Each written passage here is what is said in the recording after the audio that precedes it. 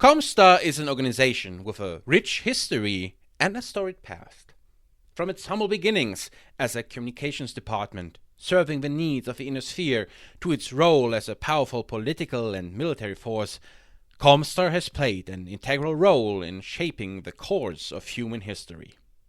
Founded in the aftermath of a Star League era, ComStar was initially established as a means of maintaining the flow of information across a vast expanse of space that separated the various worlds of the inner sphere.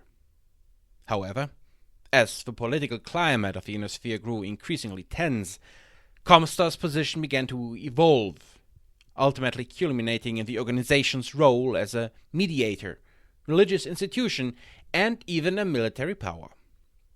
Today, the legacy of ComStar lives on as the organization's influence continues to be felt throughout the inner sphere and beyond. Join us as we explore the history of ComStar, from its origins to its pivotal role in the events leading up to the clan invasion. A long and often twisted history that started with a single man.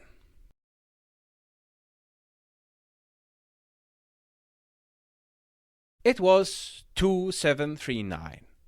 In the small town of Galesburg, North America, a child prodigy was born.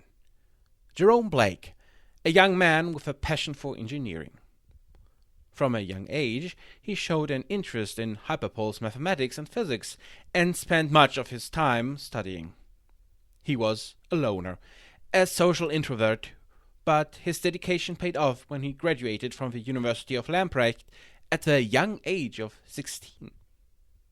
Blake's talent did not go unnoticed, and soon he was recruited by HPG personnel provider Starlight Broadcasting Ltd. He was placed on permanent assignment to the Star League's Department of Communications, where he quickly rose through the ranks to become the lead operations officer for the Class A station on the Terran hegemony world of Oliver.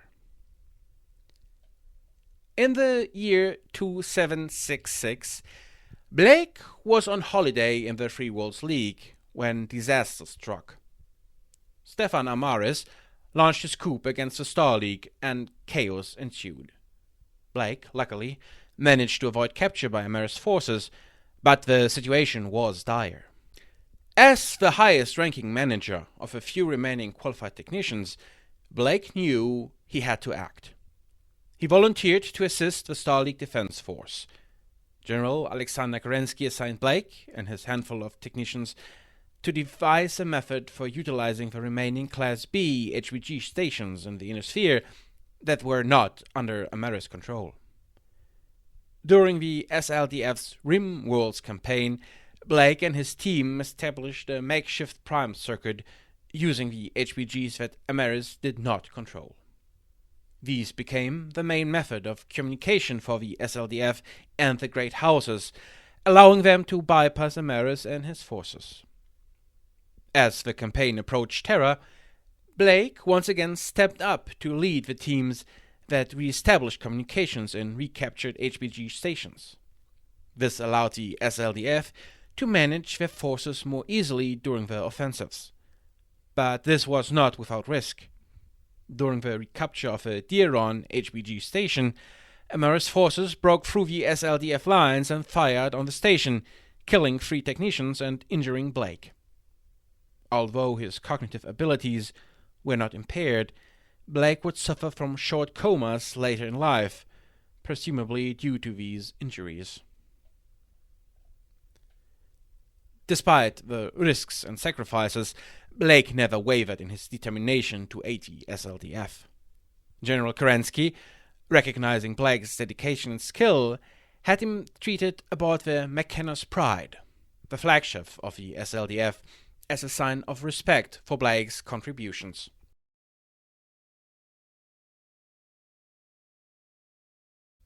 With the defeat of Amaris forces and the liberation of Terra, Blake turned his attention to the daunting task of restoring communications in the inner sphere. He focused on the construction of a Hilton Head HPG complex located on Hilton Head Island in the ancient region of South Carolina. It had been overlooked by Marrs' forces and was vital for making Terra the center of the HPG network once again. In 2779, Jerome Blake made it his HQ and the main hub for the whole organization. Blake's skill and reputation for integrity did not go unnoticed. On October 10th, 2780, Nicoletta Calderon nominated him for the position of Minister of Communications of the Star League, a proposal he was totally unaware of. The nomination was quickly agreed upon by the High Council. It was the only matter the House Lords ever agreed upon, making him the only existing minister of Star League. As a result, Blake found himself at the helm of the reconstruction efforts for the entire Terran hegemony. As the Minister of Communications, Blake was increasingly pushed into the role of the informal government of the shattered hegemony. He continually pressed the Council Lords to name a former successor, but they were too busy preparing for war and directing Blake to do what he saw fit. His main responsibility now was the rebuilding of Terra, and to help the rest of the hegemony, a task he again performed marvelously. By 2782, most of Terra's population was housed and fed. It was also in this year that the administration completely moved from Unity City to Hilton Head Island. The old court should not be used again until a new High Lord of Star League was named. But all these hopes were shattered, and soon the collapse of the Terran hegemony and the Star League seemed inevitable. And on November 2nd, 2783, Blake privately met with Alexander Kerensky and his son Nicholas at the SLDF's post-coup headquarters on New Earth. Blake thanked Kerensky for effectively drawing away the Great House attention and allowing his reconstruction efforts to succeed, hoping to rely on his friend in the future. But Kerensky had a different plan in mind. He revealed his refusal to seize the throne of the Star League or to try and defend the hegemony from Great House attack. Instead, he proposed the third option: exodus. While Jerome Blake was furious upon learning of Kerensky's intentions, pointing out the misery and bloodshed it would allow, the general insisted it was the only way to avoid a much greater loss of life. Despite his attempts to sway Kerensky into staying, Blake agreed to help keep the secret of the operation. He was able to convince Kerensky to ask some of the troops who declined to join Operation Exodus to assist the department's reconstruction efforts. On November 5th, 2784, Kerensky and his Exodus fleet left the sphere, starting a chain of events which would have terrible repercussions in the inner sphere and elsewhere. Kerensky was a fool in many ways. The existence of the accursed clans is proof of his divine madness. The word of Blake views Kerensky as a man who single-handedly destroyed the Star League when he abandoned the inner sphere forever, taking most of the Star League army with him. Holding these troops as a last resort, Blake continued to focus on the reconstruction of the HPG network. Just 3 days after the Exodus, he was able to re-establish First Circuit HPGs on New Earth, Bernard, Alpha C, Briand, Procyon, and Dieron. These stations were the most central hubs of the full HPG network, and it was only natural to form the chief administrators of those HPGs into a decision-making council for the whole operation. While the prime administrator was their chair and president, they were able to veto him with a majority decision. They would share the name First Circuit with their HPGs. Blake recognized two great responsibilities in the wake of the collapse of the Star League: preserving as much of the current available technology knowledge as possible, and preventing the successor states from seizing the interstellar communications network and misusing it for their own destructive purposes. To this end, he set about transforming the Department of Communications into a neutral transnational corporation dedicated to the operation and preservation of the HPG network. Two other important events happened in this time. In 2785, Konrad Toyama became chief administrator of Adrien HPG and therefore member of the First Circuit, a position he immediately used to push for a name change. The organization should from now on be known under the name of ComStar. There are two explanations for the name. The more secular one says that ComStar was a combination of Communications Enterprise Incorporated and Starlight Broadcasting Ltd., two companies which sold their services and HPG equipment to Starleague. The more mystical claim is that Toyama had received a vision of Richard Cameron's Shade right after accidentally getting a high-voltage shock, and that it was the soul of a deceased ruler that gave him the name. For the next 2 years, ComStar worked tirelessly to rebuild Terra and the shattered worlds of the hegemony along with the HPG network. Despite Blake's amazing efforts, the growing storm clouds of war hung all over ComStar and everything it had achieved, and his deepest fear was that the House Lord's lust for power would destroy everything he had rebuilt. He knew that for economical, social, military, and prestige reasons, Terra would be the most sought-after prize of the whole sphere.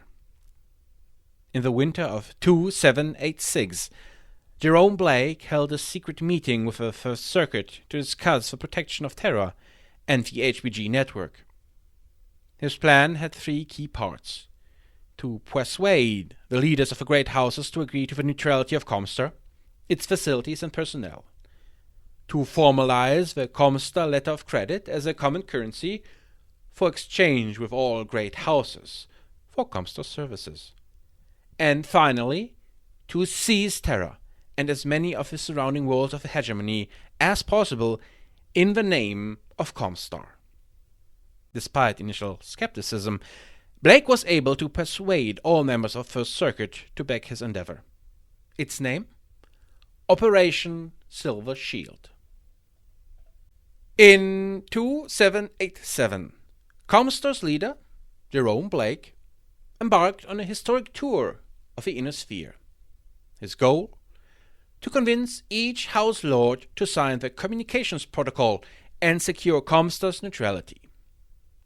Blake displayed great diplomatic skill and a willingness to bend the truth to achieve his goals.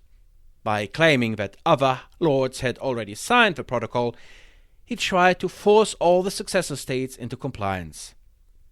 His efforts paid off as each House Lord signed the protocol, believing they were the last to do so. The First Circuit of ComStar was amazed by Blake's success and offered their full support for the remainder of Operation Silver Shield. However, by the time Blake returned to Terra, open warfare had already begun. This forced Blake to revise the third part of Silver Shield, stripping the surrounding worlds of all useful resources and focusing on the capture of Terra alone. On June 25th, 2788, ComStar made a bold move by shutting down all of its hyperpulse generators. 8 divisions, disguised as mercenaries, successfully defeated the House and former SLDF units which opposed Blake's control over the Sol system. After 72 hours, the HPG network resumed transmission, broadcasting scenes of a military takeover of Terra. The entire operation was filmed and documented per the order of Blake and the First Circuit. The footage was intended to impress upon the House Lords the high cost of challenging ComStar's ownership of Terra. Blake would also transmit a short message to the entire Inner Sphere. People of the former Starleague, I am Jerome Blake, Prime Administrator of ComStar. As of now, 0900 hours Terran Standard Time, military forces under my direct command have seized control of the Sol Star system. ComStar is now officially in control of Terra and all former Star League facilities remaining in the system. From this time forward, I proclaim Terra and the entire Sol system as neutral under the protection of ComStar, under the terms and conditions of the Communications Protocol of 2787. As the previous broadcast has made clear, ComStar has sufficient military force to defend the home world of mankind from any aggressor. Our goals are peaceful. We seek the unity and prosperity of mankind. This action was taken to save lives in the devastating war that is unfolding. ComStar will continue to offer its communication services to all member states, as long as the Sol system and our neutrality are honored. Following the successful takeover of Terra, Blake officially declared ComStar's neutrality and established the organization as the custodian of the HPG network. He also established the ComStar Letter of Credit as a common currency for exchange with all great houses for ComStar services.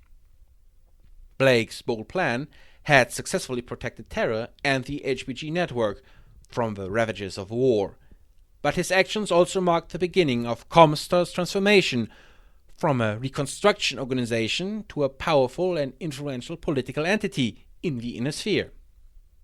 Despite his success, Blake remained concerned about the potential destruction of his efforts by the great house's ongoing conflicts, and worked to maintain ComStar's neutrality and to protect the HPG network.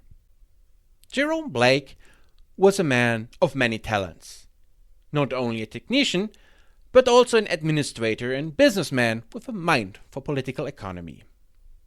In the early days of ComStar, the organization struggled to stay afloat as they embarked on massive reconstruction projects in the hegemony.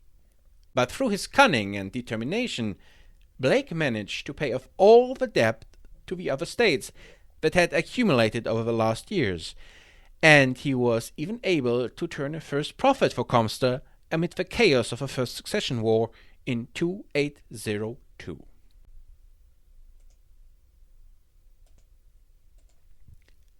The winds of war blew fierce in the spring of 2811, when the treacherous Chancellor Liao sought to bolster her realm's weakening grip on technology.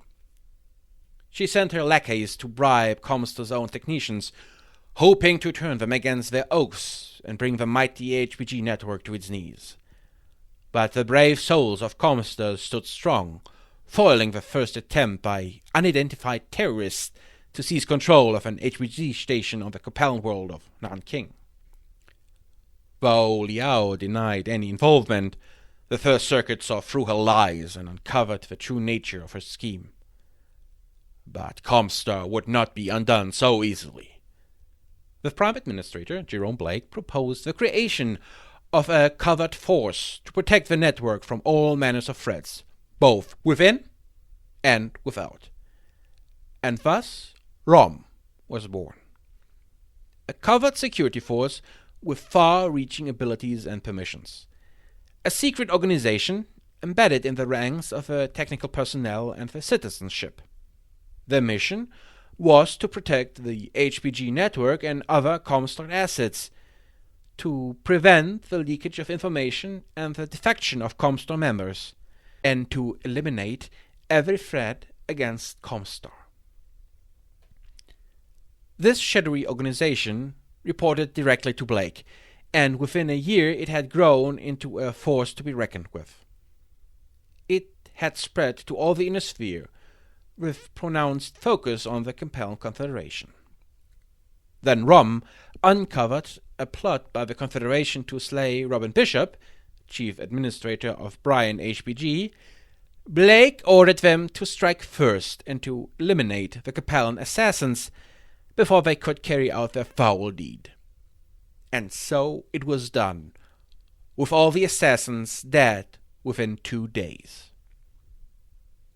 Blake sent a warning to Liao that ComStar now had the means to defend itself from any and all aggressors. The Chancellor, wise enough to know when she was beaten, ordered her Maskirovka to abandon their plans to attack ComStar. The HPG network stood strong, protected by the might of Rom and the leadership of Jerome Blake. Soon Rom was used internally to enforce the policies of the First Circuit, a task it pursued with ruthless determination, earning it a dire reputation. Because with every passing year, Blake got more and more distrustful, it became his belief that ComStar had to retain its purity by isolating itself from the outside world. Any member who discussed technological subjects with outsiders, even very simple ones, would be severely punished and could be expelled from ComStar. On an operational level, the First Circuit now banned all non-members from its meetings and adopted a culture of extreme secrecy. Knowledge and information were turned into secrets, assets that had to be guarded at all cost and shared with as few people as possible. In his last years, he spent less time with the daily administration of ComStar and instead focused on his philosophical pursuits, attended by a devout group of followers, including Conrad Toyama. With time, Blake also became more and more of a mystic. He saw the decline of civilization as a divine punishment for the sins of mankind. All knowledge would be lost if no one would take up the task of preserving it for the future of mankind.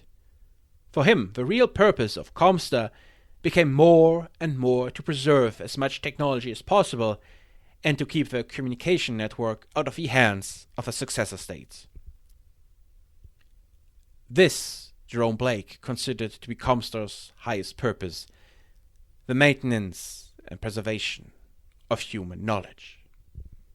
In May 2819, during a meeting with the First Circuit, Blake fell ill, but his comrades were not overly worried as he seemed to recover quickly.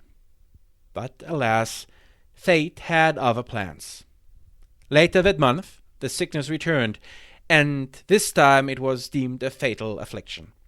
He spent his remaining days being visited by the members of the First Circuit, one by one, until Toyama was the last one to see him. He stayed with him for almost 3 hours, and was at his side when he passed away, around midnight, as he later testified. With Blake's passing, Toyama emerged from the master's chamber, announcing his death and presenting a writ, signed by Blake, that declared Conrad Toyama to be the next prime administrator. None questioned the document, and he immediately received the confirmation of a First Circuit. When it comes to telling a story, true or fictitious, 2 things have to be kept in mind. The first is that humans hate the color gray with a passion. They love the bright openness of white, the ethereal beauty and the image of light and good that it carries. And they equally are eager to forgive black, this brooding and intimidating shade. But gray, never. The same is also true when it comes to the metaphorical level. The people want their heroes and villains, characters they can love or hate with all their soul. Good and evil, nice and bad, white and black. However, by virtue of being humans themselves, few, if any, persons can be classified this easy. Good people have their vices and mistakes, evildoers their good sides and valid reasons. We therefore have to call them morally grey. Yet, since the audience insists on the shunning of grey, most presenters will start to bend the truth a little and to redistribute some traits and actions. No, not the king was evil. His prime minister is responsible. No, not the emperor caused the corruption. It was his failure of son. No, the Sublime was not a vain and murderous monster that purged the country. His former partner and later enemy is to blame. Heroes must be heroes, villains must be villains. No gray allowed. The other thing is that complicated situations are bad. People quickly lose the overview, get confused, and then they start having problems to follow the events. They become frustrated, turn to anger, and finally stop listening altogether. To hold them captive, the narrative has to stay on a low level, like a sitcom or a telenovela. So if they ask you, who was it? The worst kind of answer would be, actually, it was a complicated and prolonged process. You are supposed to name exactly one person, one individual to shoulder all the responsibility. And for ComStar, this person is Konrad Toyama. Not only has he to be the dark counterpart to the shining hero Jerome Blake, the opposition and his critics have painted him in such grim colors that he shields other, more vicious characters against accusations as well.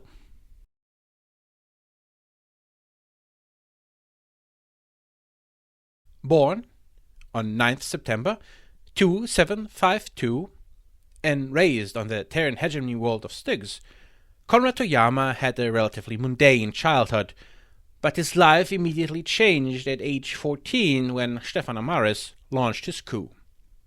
By all accounts, he was a charming and fast-talking rogue who truly prospered during the occupation as a fixer in fans, orchestrating black market deals and bribing the occupation forces to turn a blind eye to his business. But Toyama's business suffered when the Draconis Combine took control of Styx in 2772, followed by the Star League Defense Force in August 2773. Both far less willing to ignore his dealings. So, in order to make ends meet, Toyama had to look for new customers. Given the disdainful attitude of the SLDF troops against him, he started to work for Blake's Department of Communications in 2774. His ability to acquire rare components and notable skills at jury-rigging soon turned him into a trusted help of a team tasked with restoring Styx's disabled hyperpulse generator. Thanks to his efforts, the repairs could be finished in half the expected time. By 2780, he had officially joined the department and worked directly with Jerome Blake.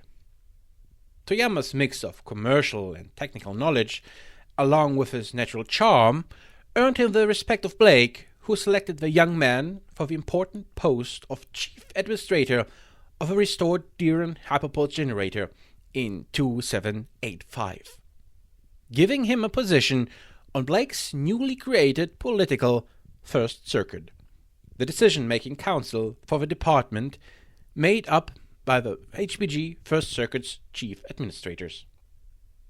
As already mentioned, Toyama was the instigator of creating ComStar by combining Communications Enterprises Inc. and Starlight Broadcasting Ltd. into a new name, or depending on your own preferences, by receiving the name from the ghost of Richard Cameron. At first just one of Blake's many advisors, Toyama's talents and charm allowed him to become Blake's principal aide and confidant. Although never previously a religious person, Toyama was so impressed by Blake's relentless drive to restore the HPG network, his cunning manipulation of the great houses into signing the communications protocol of 2787, and the success of Operation Silver Shield, that he came to regard Blake as a kind of prophet and sage, displaying unquestionable loyalty and following every command with almost religious favor. When the elderly Blake began to increasingly withdraw himself from the day-to-day business of his organization, as his health declined from 2814 onwards, the relationship cooled a bit, and some distance developed between them. Yet Toyama would continue to visit him regularly, usually at Blake's private retreat in the foothills of the Green Mountains. When Blake lay on his deathbed in 2819, It was only natural that his trusted friend and follower would be among those who visited him. But it is precisely this meeting that is surrounded by legend, conspiracy, and accusations. Only little do we know for certain. Toyama was the only one present. Steps were taken to muffle listening devices and block the security cameras hidden in the Prime Administrator's room. In total, Toyama spent more than 3 hours together with him, before he emerged and announced that Jerome Blake had died at the stroke of midnight, while carrying a last will naming him as successor to the position of Prime Administrator. No one questioned Toyama's claims, and the First Circuit confirmed him immediately. The question is, what happened during the meeting? In broad strokes, there are 2 different theories, 2 explanations, 2 legends. There is the dark one, spread by adversaries of ComStar, critics, and, interestingly enough, secular ComStar itself. It stresses that there were major disagreements between Blake and Toyama, like the decision of the former to sell non-military goods to the successor states. The tampering of the surveillance equipment is blamed on Toyama, combined with the implication that he used this opportunity to assist in Blake's death. Of course, he then had to play the role of a grieving and lost follower. In effect, this narrative claims that Konrad Toyama used murder and manipulation to pull off a takeover of ComStar. All the following reforms and changes are therefore to be blamed on him, including the transformation of the political organization ComStar into the religious Blessed Order.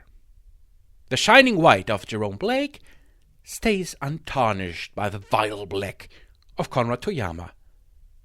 No grey at all. Nice.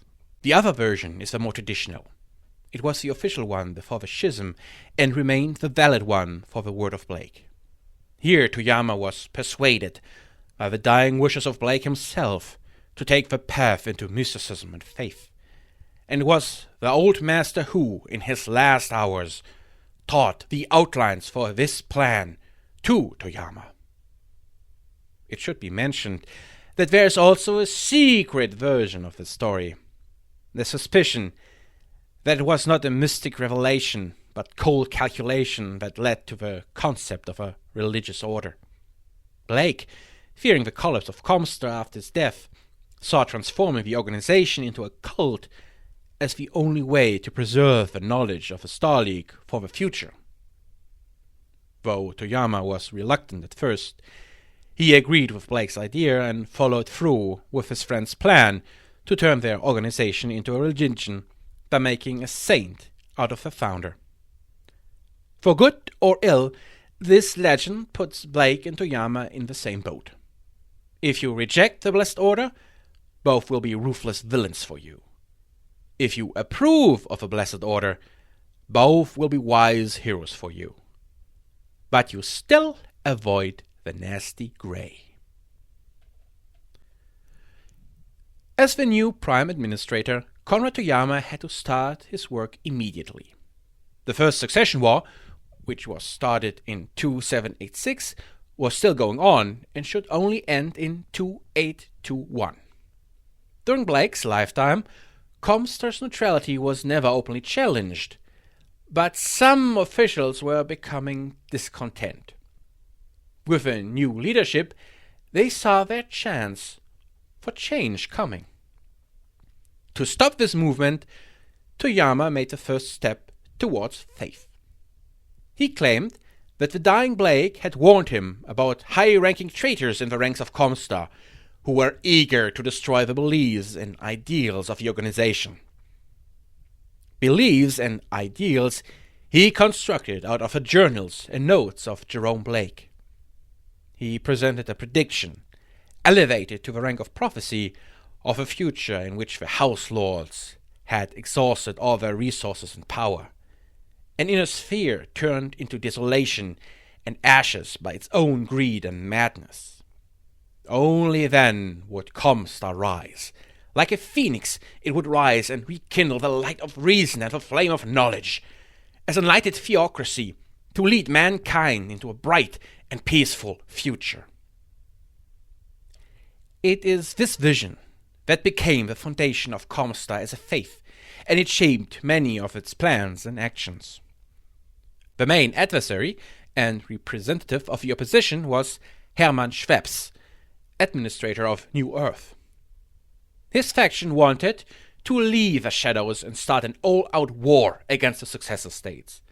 The mothballed equipment and the enormous production capacity of Earth should allow them to take the world of the old Terran hegemony from the occupying houses. In a second step, this restored realm would allow them to destroy all of the successor states. With Blake gone, they were eager to take over ComStar and start their conquest. In July 2819, a draft was presented to the First Circuit. Not only demanded it the activation of all military assets, but also that control over ROM was to be transferred from the Prime Administrator to the First Circuit. The following session of the First Circuit can be called the birth of the Blessed Order. For the first time, Toyama shared the prophecy of Jerome Blake with the circuit. He presented the holy mission of ComStar as savior of mankind and the unavoidable destruction of the great houses by their own hands. He revealed that ComStar had a sacred duty that only true believers deserved to fulfill. Toyama told all this in a marvelous speech and declared that the Journal of Blake that contained all these revelations would be published for all to read, not only to prove his point, but also as a foundation of a new faith and a holy mission. Konrad Toyama himself admits that after he finished, no one dared to say anything or even look up for 5 minutes. Was it because they were for the first time confronted with the divine nature of their quest? Or was it because they doubted his mental health? You will have to answer that for yourself. Toyama adjourned the meeting and scheduled the next one to be 2 days later, with the fulfillment of Blake's will and testament as the main point of day. But within less of an hour, he met with Michel Duprat, the head of ROM and a fellow disciple of Jerome Blake. She almost immediately agreed to support him and organized her agents for the coming events. While there is some disagreement how to call it, it is undisputed what happened next. A purge, a purification, a cleansing, extermination. In less than 48 hours, 4 of the 6 members of the Prime Circuit were assassinated, including Schweppes, who was shot during an attempt to escape, but not before being questioned and giving up the names of all his supporters and allies. The purification of ComStar did not stop at the highest level, but went through the complete organization. Even simple technicians were targeted by ROM, and after found wanting, they were sent to re-education camps. Others were marked for death and murdered outright. At the end, 20% of all ComStar personnel was either arrested or killed. And it is a testament to the capabilities of ROM that this all happened in less than a week. The new vacancies were swiftly filled with hand-picked supporters of Toyama, all of them ROM members. At the next meeting of the First Circuit, July 26, 2819, the Prime Administrator presented the transformation of ComStar into the ComStar Order. The old hierarchy was to be dismantled and replaced by a new one. Trainees became acolytes, technicians adepts. The planetary administrators changed into precentors, and Toyama was no longer the Prime Administrator, but from now on was the Primus, with ROM as a sentinel and guardian, watching over everyone and only beholding to the orders of the Primus.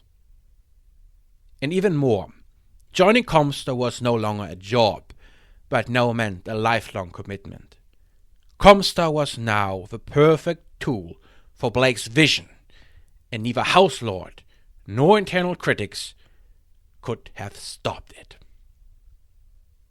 Toyama's intent behind the cultish change was also to encourage the belief that the future of humanity lay in technology and communication between the realms, and that only ComStar could provide. By bestowing the employees of ComStar with a mythical aura of knowledge, Toyama hoped to protect the organization's control over these technologies. If only ComStar adepts could operate ComStar technology, then even the greedy states would have to work to protect his people. The Starleague's legacy would then be safe under ComStar's aegis. With the opposition slain and any doubters in re-education camps or prisons, Toyama's hold on power was absolute. Yet it was clear that the skills of Rom alone would not suffice to keep everything together. Blake's will had to be fulfilled in full, and that meant a religious doctrine and holy scripture to determine the purpose for future generations. Toyama managed to succeed here by keeping his promise. He took the journals and writings of Blake and edited them into a single book. Together with his own comments and explanations, it gave a view into the visions and thoughts of ComStar's founder. Just 4 months after the transformation, he presented this work to the First Circuit, The Word of Blake. It is the foundational text and holy book for all Blakeist believers. As required reading, it spread through all of ComStar and gave the members guidelines and a goal to strive for. It is, for the most part, a tome of philosophical and mystical musings about the nature of man and the duty against the future, enriched with prophecy and predictions about the fall of the houses and the destiny of mankind. ComStar's role as a guardian of knowledge was now an article of faith and would indeed outlive the generation of Toyama for centuries. By 2820, the new order was completely under the control of Toyama and his loyalists. The purge by Rom had continued and now even included the service itself, guaranteeing its obedience to the Reformation. And even the mystical elements of the Blakeist faith were further enhanced and refined. The Primus now could afford to handle the outside world. To do so, Toyama embarked on a public tour, visiting the capitals of the great houses and to meet with each of the lords in the inner sphere.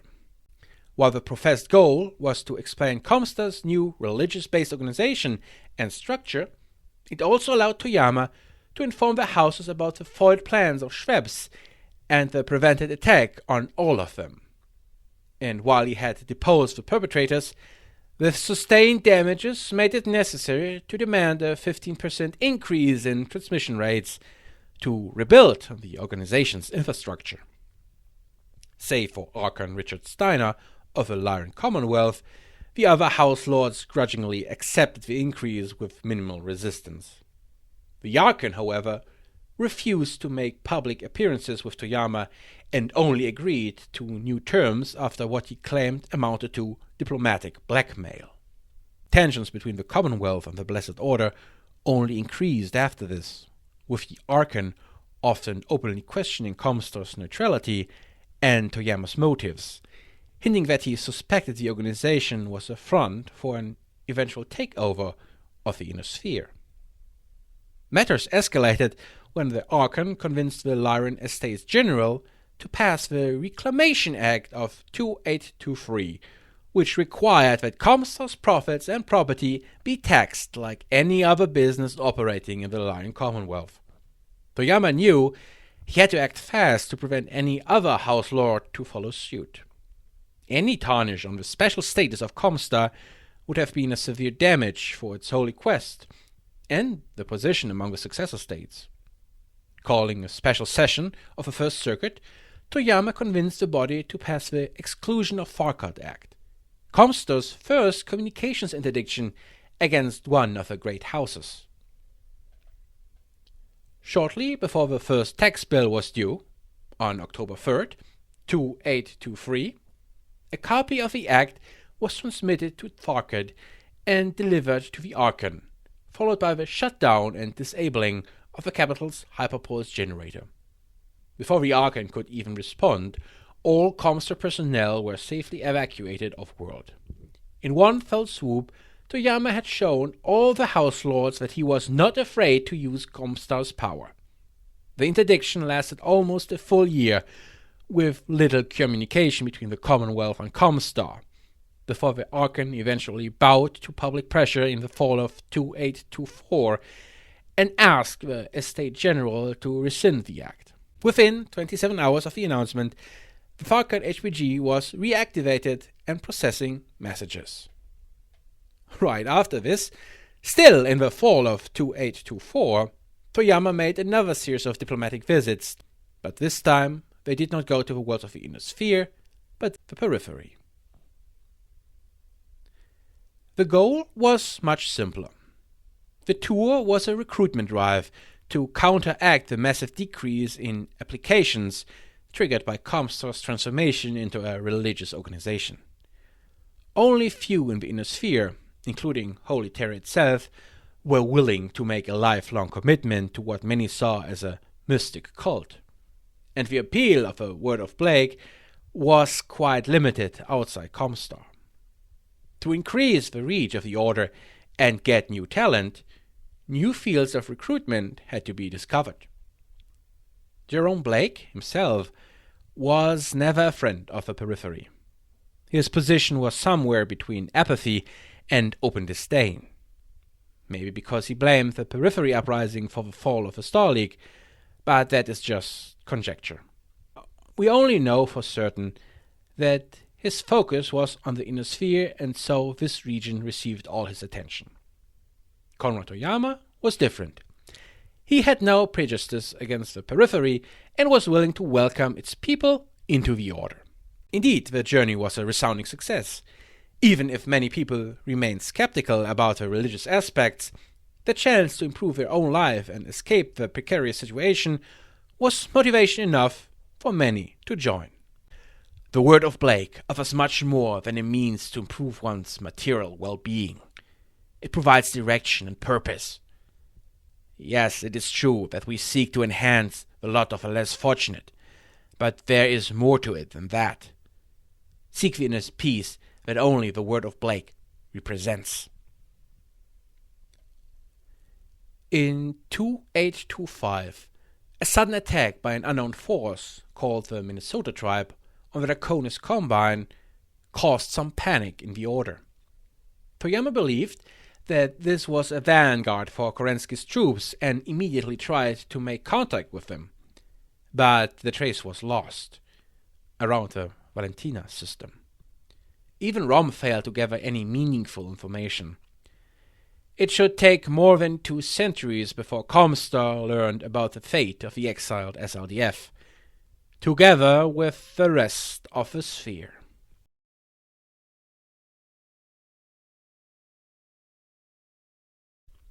If they sign a lasting treaty, then Blake's vision will be for naught. Their efforts must be smited, and any provisions must be so onerous that renewed warfare and death are preferable.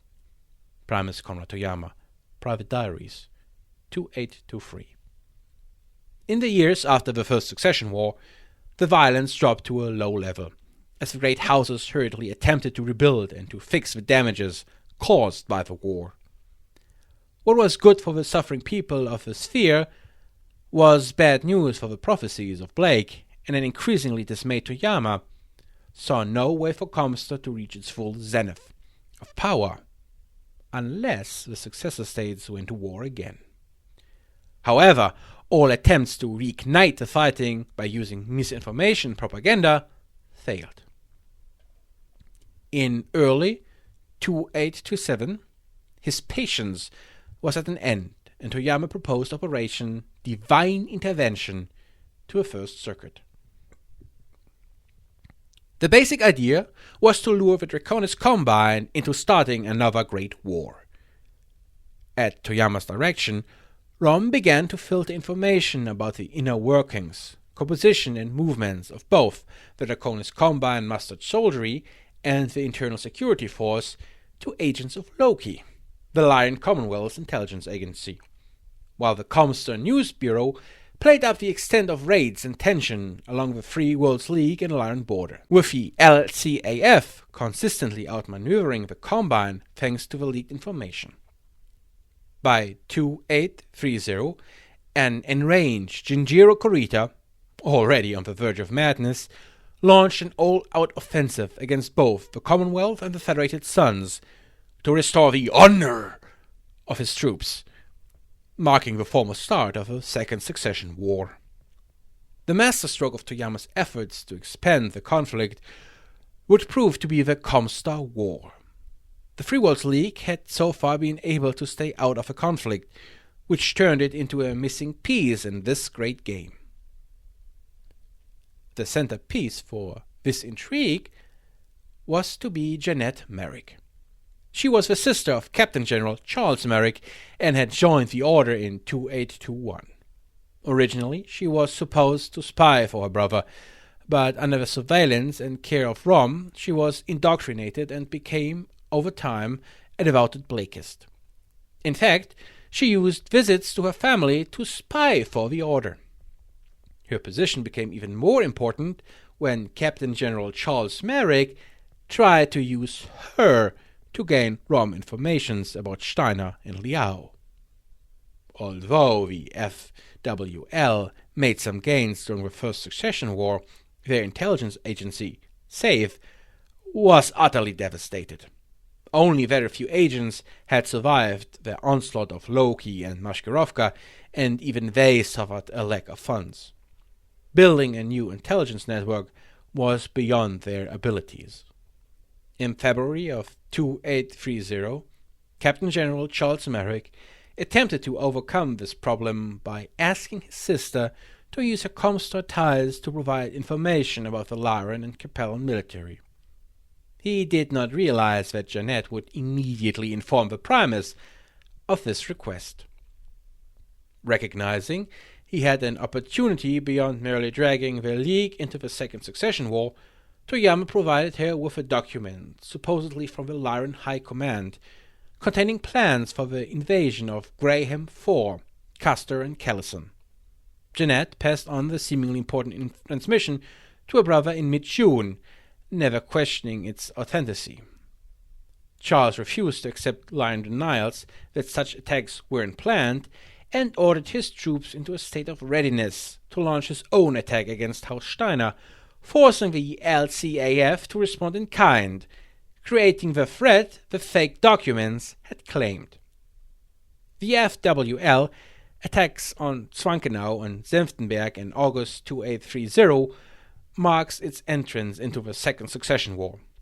The reason behind it was completely based upon the fake informations that Jeanette Merrick and ComStar had planted. It was only a matter of weeks to turn the complete border between the states into a war zone. Some claim that Toyama intended to guide the FWL down a path of humiliation and defeat in order to make Janet the next Captain General. However, there is also reason to doubt this part of the story. What is for certain is that the FWL conducted military operations at the whims of ComStar. Between 2831 and 2836, House Merrick won a series of grand military campaigns against House Liao and Steiner, thanks to information supplied by ComStar. The information siphoned off by the supposed to be neutral organization were so important that the other states started to become suspicious. But there were also setbacks and losses, which often mirrored his own successes. Charles realized this could only be due to his enemies receiving similar leaks. He started to suspect that ComStar was providing similar aid to his enemies. But what he lacked was proof. So, in order to gain certainty, Charles himself leaked intel about an SLDF base discovered on Cursa via ComStar directly to his sister. All in an effort to expose the Blessed Order's duplicity. The name of the operation was Cookie Jar. On March 13, 2837, the unimportant and deserted planet Cursa was attacked by 3 elite regiments of Capellan troops searching for the non-existent storehouse. Charles Merck now had evidence for the actions of ComStar. Enraged, he responded by ordering the last warship strike force to destroy the hyperpulse generator on Orienta and to kill all ComStar personnel, including his own sister. Caught completely by surprise, more than 300 people, including Janet Merck, died, and the hyperpulse generator was completely destroyed. In the following emergency meeting of the First Circuit, the main question was how to react against the FWL. Several of the members argued for a military response, but Conrad Toyama had a better, more powerful plan. It was an action that would not only cost no innocent lives, but could destroy a state during the war. He demanded an apology, compensation for the killed personnel, and triple the cost for rebuilding the HPG. Until these conditions were met, the full FWL would be under a strict interdiction. All communication would cease, no transmission delivered. The Free Worlds League has been placed under full communications interdiction for violating the terms and agreements of the Communications Protocol of 2787. Until the League admits its violation and makes proper reparations to ComStar in amount equal to triple the cost of rebuilding the Orienta relay station, all communications into or out of Free Worlds, territories, or protectorates are hereby suspended. So it is done in the name of the Blessed Blake. Public message to all ComStar HPG stations. Late March.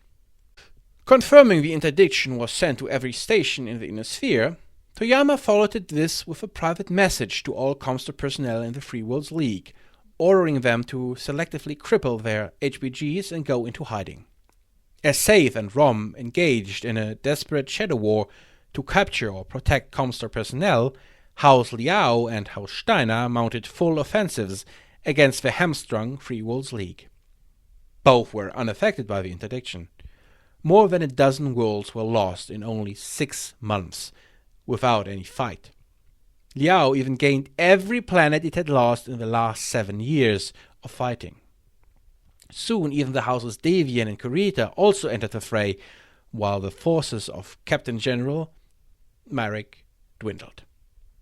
It all came to an end in August 2838, when the Lion Commonwealth prepared for a final push. The Captain General finally caved and sent his youngest son, Garth, to Terra to discuss terms. The following negotiations took until October, before a conclusion was reached. On November 9th, the HPG network resumed operations in the NWL. It remained a major power, but the whole sphere had seen the power of ComStar. Conrad Toyama was aware that his life was coming to a close. He played with the idea to retire and even picked his own successor, Raymond Karpov, the administrator of Alpha C, but he never stepped down. In April 2837, Primus Conrad Toyama had a stroke and passed away in his bed. His remains were cremated and the ash stored in the abandoned court of the Star League. It was of grey color, like ash always is. The Second Succession War was a disaster for the Inner Sphere. While the first one had already destroyed almost all warships and the complete shipbuilding industry, the second one would affect a far wider array of technologies. Not only military research and production, but civil goods and basic necessities as well. When it ended in 2864, the technological level for most successor states had fallen to the primitive state of the 21st century.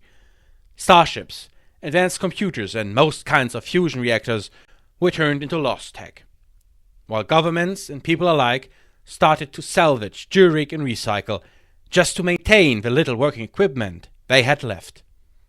Little did they know that there was one name pegged to their plight: Raymond Karpov. Raymond Andrei Karpov was born on Terra.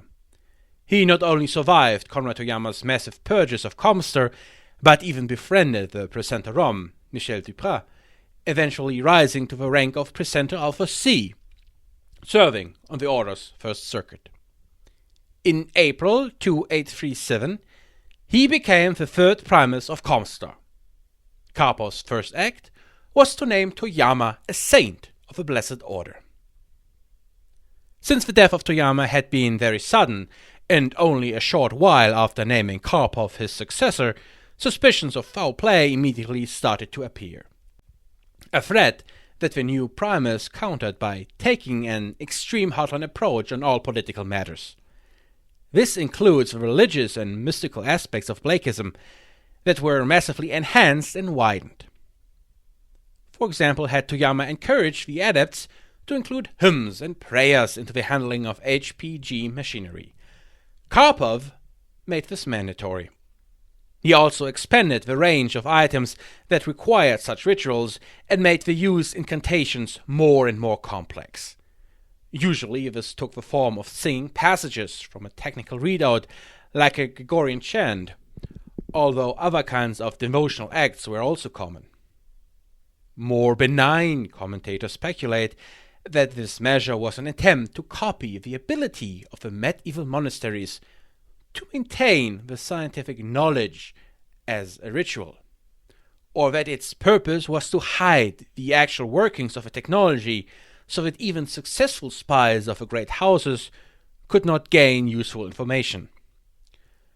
Others see it as the actions of a fanatical madman. It was also Karpov who replaced the practical grey jumpsuits used since the end of the Star League with bizarre white robes that should shape the look of ComStar like little elves. They were decorated with mathematical symbols, calculations and formulas lifted right from the same readouts in science books that provided the hymns to appease the machines. To ensure the compliance and full devotion of all members, it also became mandatory to study the theological teachings of Blakeism in long nightly teaching sessions. A subject that also included the discussion of ComStar's mission and its purpose in the inner sphere. There was opposition to these changes, of course, yet it was not enough to have any effect. 2 members of the First Circuit had even resigned to protest against Karpov's policies, but he just used the opportunity to improve his position by appointing some of his followers as replacements. More dangerous for him was the falling out with Michel Dupré. As the first head of ROM, a disciple of Blake himself and trusted companion of Toyama, she was almost untouchable. A bad situation for the Primus, who had his own plans for ROM. According to Edict 3056, issued in 2838, the Internal Security Agency was to be enlarged and the scope of its operation widened. Instead of being a shield to protect ComStar and its members against the machinations of the houses, it was to become a sword to actively wreak havoc upon them. This was unacceptable for Dupré, who only believed in the role of ComStar as savior of mankind. To directly attack the successor states would dilute and alter the teachings of Blake and turn them into a bigger enemy of knowledge than even the houses themselves.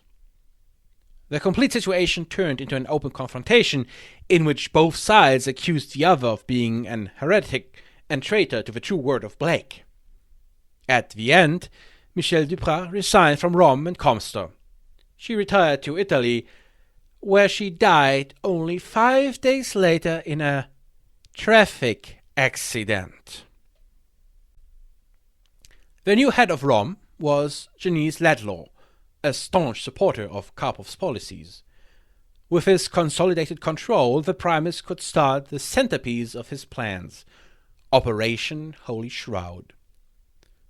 The horrors of the First and the ongoing Second Succession War had reduced the general level of technical knowledge in the inner sphere. It almost seemed that the word of Blake and the prophecies of Konrad Toyama about the self-inflicted destruction of the great houses would soon be fulfilled. But Raymond Karpov was a suspicious and paranoid man, who would leave nothing to chance. For him, even the slim chance of a technological recovery was a dire threat to ComStar, and proactive actions against it was a necessity. It became even more acute when the great houses started their own projects to decipher and replicate Starlink technologies, a byproduct of their need to maintain every scrap they could salvage. Karpov used several examples to bring this point across. Rom had intercepted several messages that indicated that the Federated Suns were very close to recreating hyperpulse technology and to build their own HPG station, a direct attack on ComStar's monopoly on interstellar communication.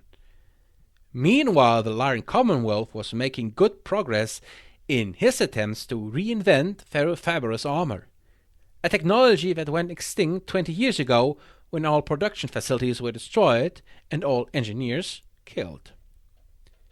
If the great houses should regain this knowledge, or any knowledge for that matter, the teachings of Jerome Blake would have been proven wrong, a mortal wound for the blessed order of ComStar.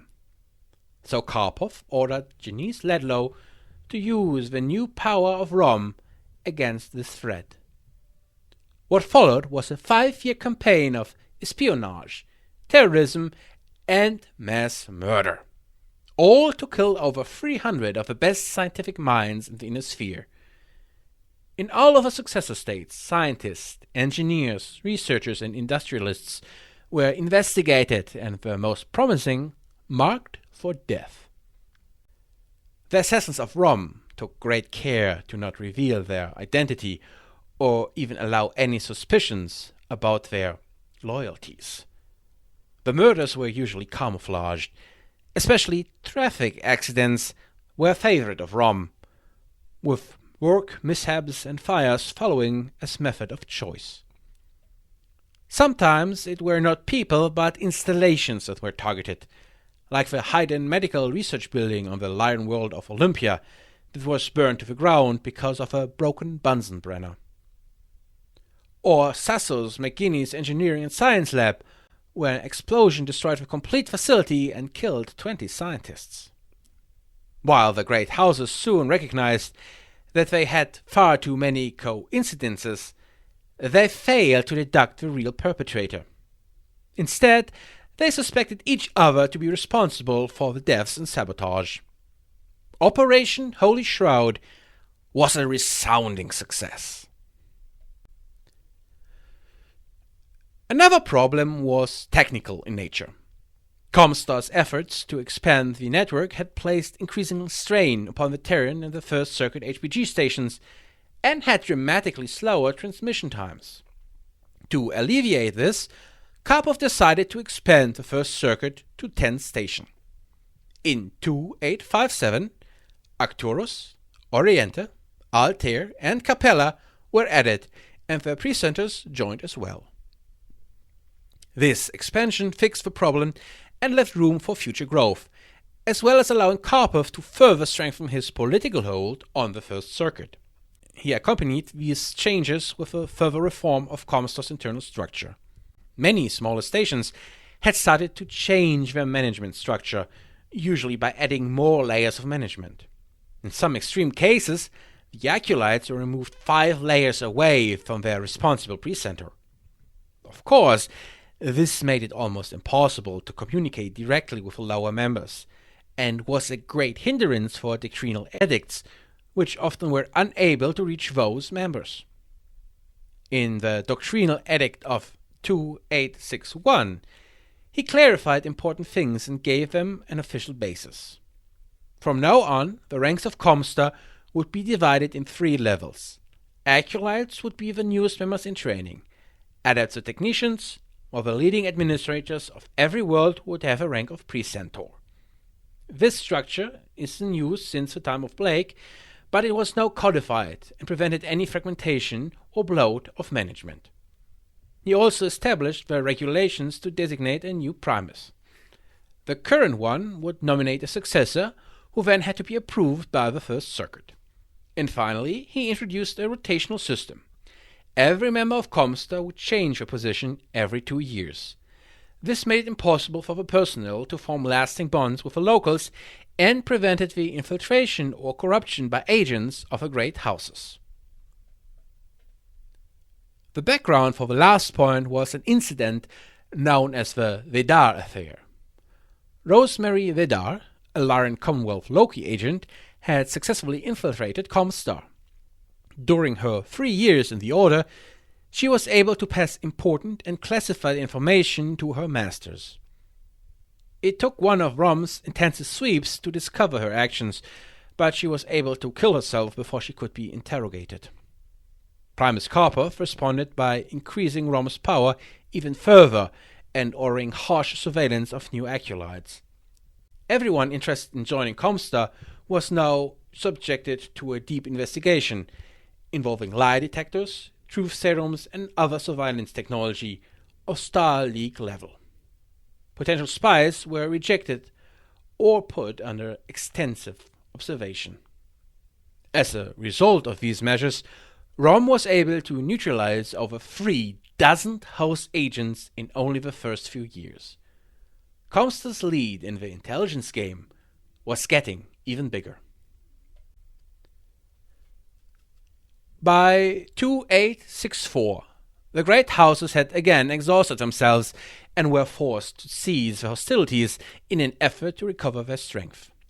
Again, the danger of a technological recovery loomed over the prophecies of Jerome Blake. When the Presunta Rom advised the First Circuit in 2866 that the Inner Sphere would likely recover all lost technology within 3 decades, if the present peace continued, Karpov reacted quickly. Following Conrad Toyama's efforts, he would again fan the flames of conflict. To do so, he took a very insidious path. The Draconis Combine was suffering under a so-called shadow war between the internal security forces loyal to Rowena Kurita and those supporting her brother, coordinator Miyogi Kurita. Karpov authorized Rom to filter information about this conflict to the Lyran Commonwealth. When Miyogi learned that the Lyrans knew of the Shadow War, he reacted in typical Kurita fashion and ordered an all-out attack along the combined Commonwealth border to hide the shame of his discovery. The Third Succession War had started. He should rage until 3025. The destruction of a continued war were indeed beyond the expectations of Primus Karpov. Yet other problems should again appear. The First Circuit became more hostile to the aggressive policies and projects of the Primus and increased its effort to prevent or at least hinder their execution. Fighting this opposition was a chore that Raymond Karpov was less and less willing to fulfill. By 2875, he had enough. Citing failing health, Karpov stepped down as Primus. The designated replacement was presenter Arcturus Andrea Marrs. Her nomination several years earlier had been a compromise to gain support from the opposition. Unlike him, she was a member of the liberal faction in ComStar. Raymond Karpov remained active in the Order, administrating the Blake Medical Center in Europe until his death in 2880. While arguably overshadowed by both Blake and Toyama, much of the religious tapings of the Blessed Order either came into being or were officially formalized during the reign of Raymond Karpov.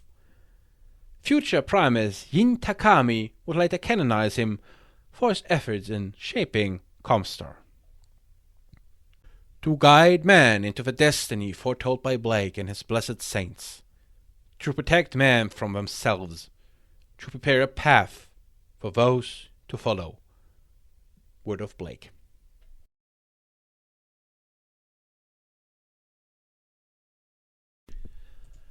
In a way, we can see Blake, Toyama, and Karpov as the founders of the Blessed Order. They were the ones who created the religious organization and shaped its nature. The following succession of leaders were more occupied to keep ComStar going than to change its direction, for the most part. The first Primus of this middle era was Andrea Marrs. unlike Karpov, she was rather liberal in her leanings and took a less aggressive approach. And indeed was her initial relation with the First Circuit far better and not marred with conflict and accusations. However, there was still trouble brewing, and the beginning of her tenure would be unexpectedly difficult. While the population of Terra, overwhelmingly not part of ComStar, was thankful for the protection and the high standard of living under its rule, the lack of political representation turned into a source of frustration and anger. Radical and extremist groups formed that demanded a return to the system of the hegemony and independence from ComStar. It was Primus Martine's misfortune that in 2875 they started to conduct a campaign of terrorism against the Order. Initially, Martine tried to weaken the radicals by simply depriving them of their supporter base. Her solution was a huge building and infrastructure plan that involved the construction of 12 ecologies on Terra, massive public work projects, a renewed effort to rebuild Venus and Mars, excavation and reconstructions of the ruins of the old capital, Unity City, and a general rising of a living standard for everyone in the Sol system. Her aim was to demonstrate for everyone that ComStar's commitment to Terra was true, and to destroy all doubts about both the intentions and capabilities of the Order. But sadly, she was only partially successful. While the radicals lost overall support, the remaining just became more aggressive. The breaking and turning point came in the summer of 2877. The presenter of New Earth, Gerald Comandi, was visiting Terra and prepared to hold a speech in London. However, he was not able to make this appointment. A simple traffic jam stopped him from leaving France.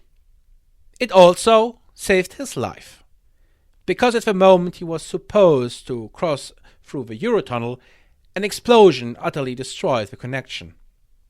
Far more than 1,000 people, average citizens with no real connection to ComStar, were killed, and although the Order soon organized rescue and relief efforts, there was only very little that could be done. At the same time, multiple messages reached the media, identifying the perpetrators. A terror organization named Black December took full responsibility. They cited the lies and trickery of the intended target, Presenter Comandi, as motivation for their action, accusing him of being a puppet and henchman of the Primus. The results of this act of mass murder were as expected. An enraged population rallied behind ComStar and demanded the persecution and eradication of the terrorists. A sentiment that was even enhanced by the massive media campaign that spread the news of the event not only all around Terra, but in the complete inner sphere and even wide parts of the periphery. When a ROM team stormed the hideout of Black December 3 months later and killed all of its members, a relieved and happy population was ready to completely back ComStar and its projects. The independence movement was no longer a thing. It should be noted that after the schism, ComStar published an alternative version. ROM conducted the attack and then used Black December as a scapegoat. It was all planned, including the traffic delay, to protect their esteemed guest. Needless to say that the Word of Blake rejects this and accuses itself ComStar of manipulating the documents and twisting the truth to serve their own agenda. Both sides could be correct. Sadly for the Primus, the situation turned even worse. The First Circuit was not happy about the economic consequences of her policies. The huge costs of her construction projects were a heavy burden on the coffers of ComStar, and to make matters worse, the economy started a downturn in 2878. The opposition on the outside was gone, but the opposition inside the Order against her grew with every month. Everything escalated in 2882, when Primus Martine made the proposal to increase the transmission rate to bolster the C-bill. The conservative elements in the First Circuit used this predicament to corner the Primus and force concessions from her. The most important, with far-reaching consequences, was the nomination of her own successor. Not surprisingly, it was one of these opponents, Dwight Kirsten, Percento Calf.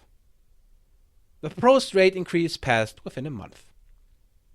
The following years were uneventful until January 2901.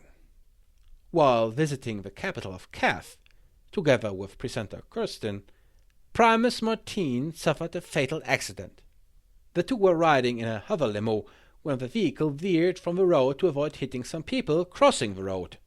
The car rammed into a building, exploding only moments later and killing the Primus.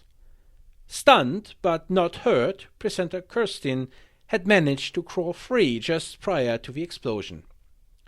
Within a month he was confirmed to be the next Primus of ComStar. However, the transition of power was not as Kirsten had hoped. Even before his promotion, the coroner's report of Primus Martine made its rounds. According to it, she was killed by a sharp blow that broke her neck, something that was not possible according to the reported events. While the results of the investigation were inconclusive at best, the new Primus believed that it was an attempt to implicate him in the death of his predecessor. Outraged, Primus Kirsten publicly denied any involvement in the accident and then ordered that the two investigators responsible for the case be arrested for contempt of his office. He later had them executed by a firing squad. This is the right point to mention that Primus Kirsten was destined to become known under the telling title of Kirsten the Mad. Right from the beginning, he showed signs of extreme paranoia and bouts of violent behavior. He assumed that everyone was blaming him for Martine's end and conspired to replace himself. In fact, he accused all other members of the First Circuit of involvement in the incident and had them investigated by Rom. Paranoia itself is not a major problem for Primus. It may even be a benefit to some degree. But nepotism is another matter entirely. When the first vacancy on the First Circuit had to be filled, he crossed this line. A new presenter Bernard was to be appointed, and according to procedure, the Primus would present a candidate who would then be approved by the First Circuit.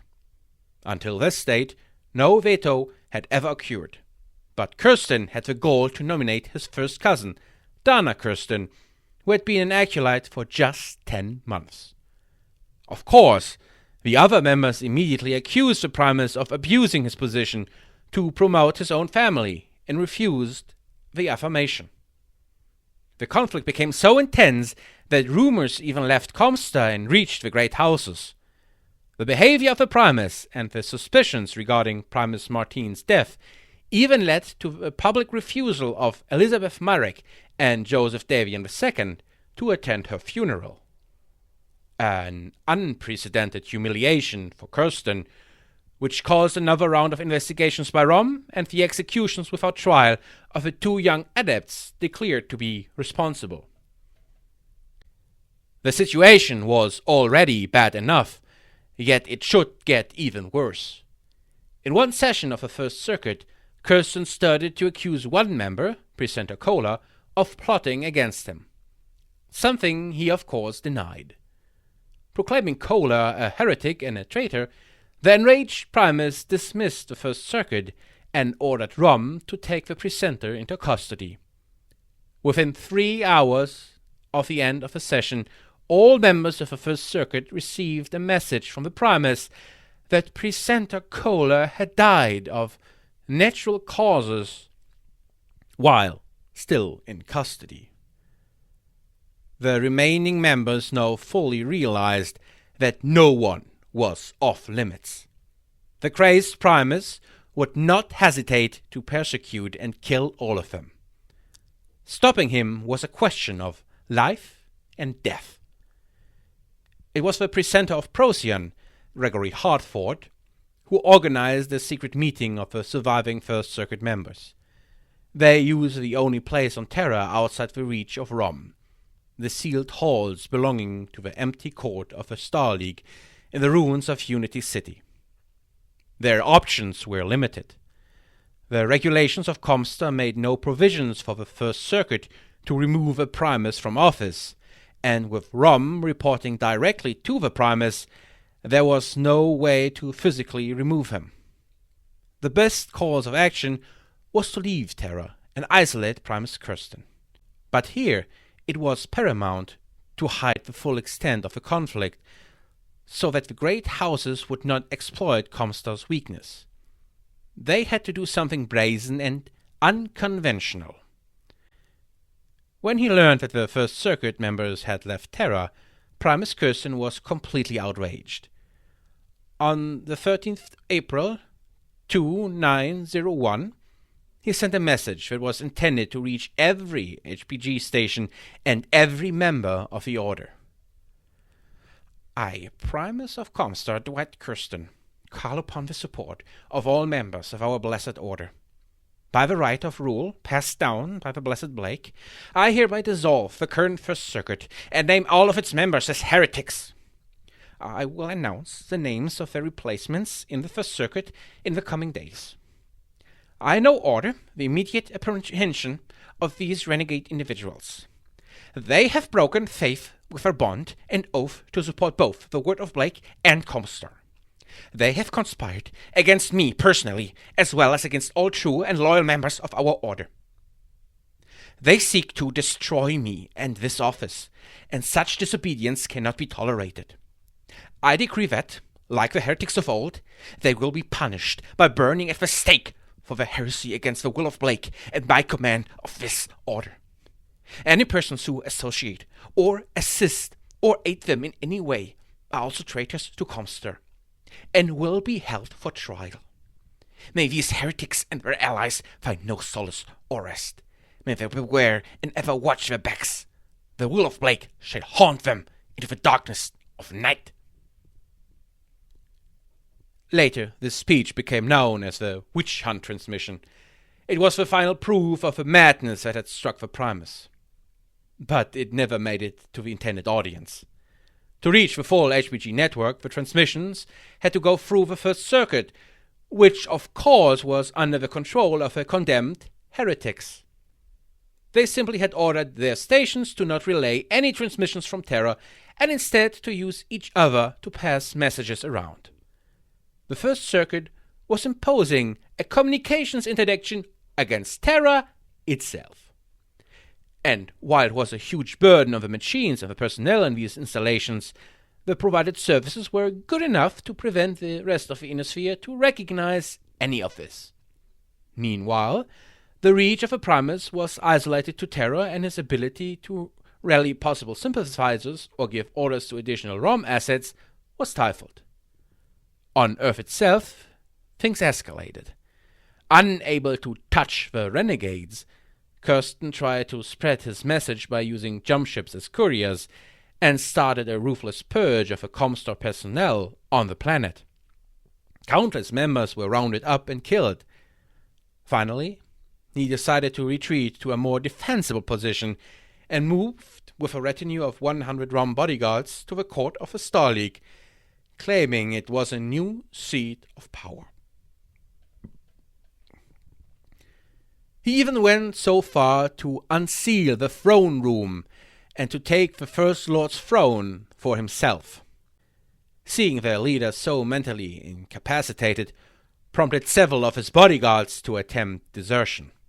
He had their bodies drawn and quartered as a lesson to any others who might attempt to break faith with the Primus. Recordings made via the security system still operating in the court showed how insane Dwight Kirsten had become. He had the ashes of Conrad Toyama exhumed and set them before the throne, carrying on conversations with the former Primus.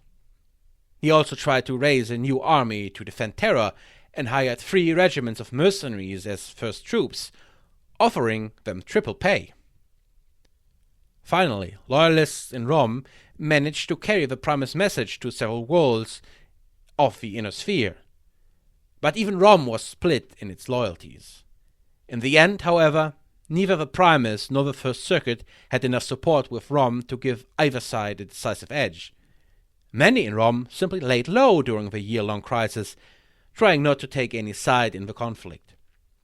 Both sides were so permeated by double agents that any serious attempt at waging an intelligence war was difficult. Seeing that he was isolated and separated from any possible outside support, Primus Kirsten decided to take even more drastic actions. In the fall of 2901, he started Operation Winged Crusader. Old Star League equipment was given to the mercenary force under his command. These troops would assault the First Circuit HPGs, take them and give him direct control over them. If successful, this would not only crush any opposition against the Primus, but also reveal both the power and the internal problems of ComStar to the great houses. Something that must not happen. The renegades had to use their ace in the hole. On January 3rd, 2902, an assassin shot Primus Dwight Kirsten through the head with a laser at point-blank range while the Primus was sitting on the massive throne of the First Lord. All security systems were shut off at the time, and the assassin escaped the scene without detention. The only tangible clue was a copy of the Word of Blake left lying on the marble floor of the throne room. Until today, the who and the how remain a mystery. The First Circuit declared the crisis to have ended and called for a summit on Terra. Here, they simply dictated their demands to the defeated loyalists. Gregory Hartford was named the next Primus. He immediately ordered an extensive cover-up of the events. The court was resealed, Kirsten officially just resigned, and the entire civil war never occurred. The new Primus stayed in office until late 2910. It should be no surprise that his reform strengthened the First Circuit and reduced the power of the Primus by increasing his accountability. It now permitted the First Circuit to name a successor to the Primus or to remove the Primus from power on a full vote of all precentors. The measures also called for at least 3 members of the First Circuit to be informed in writing of all major ROM operations. In December of 2910, Carrie Marie Marshall, Precinct of Procyon, succeeded Gregory Hartford as Primus. The biggest project was born out of an interest in the Periphery. In 2920, she visited several of her states in this distant region and by all accounts was shocked by the poverty and desolation she encountered. To help the people, she ordered an extension of the HPG network.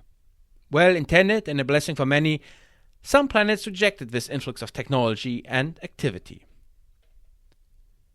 One of Primus Marshall's journals, for example, reads, September 25th, 2920. Our delegation arrived on Dante in the Outworlds Alliance today, and I must admit I was stunned at the greeting committee. In other worlds in the Alliance, we have been met by dignitaries, local leaders, and afforded full diplomatic courtesies. Such was not the case today. The locals apparently have initiated a ban on technology and have reverted to a more primitive means of survival. The greeting committee consisted of several dozen local peasants who showered our dropship with spoiled fruits and eggs. From my viewport, I actually witnessed a gesture known as mooning, crude in nature and intent. Many of these people were obvious refugees from the Combine, who cursed us as we watched from our viewing ports. As I reread the words of the blessed Blake in the afternoon, I remembered their mockery and drew great strength from his wisdom. These are the very people that Blake sent us to serve, those who turn their backs on truth purely because of ignorance. Blake wrote of a new dark age overtaking mankind, and now, for the first time, I witnessed the embodiment of those words. I wept then in the knowledge that some day the whole inner sphere would fall to the same fate and that only ComStar would survive. Such was the vision of Blake, and for the first time I have seen it myself. 2 years later, in 2922, Primus Marshal named Holling York, Precentor of New Earth, as successor. A uncommon choice, because he was just 22 years old. In the following years, however, he was carefully mentored by the Primus and built up to be a worthy leader himself. This included several diplomatic missions that introduced him to the other powers. After years of failing health and illness, Primus Kari Marshal died of a stroke on November 2930. As intended, the then 29-year-old Holling York was appointed as the next Primus.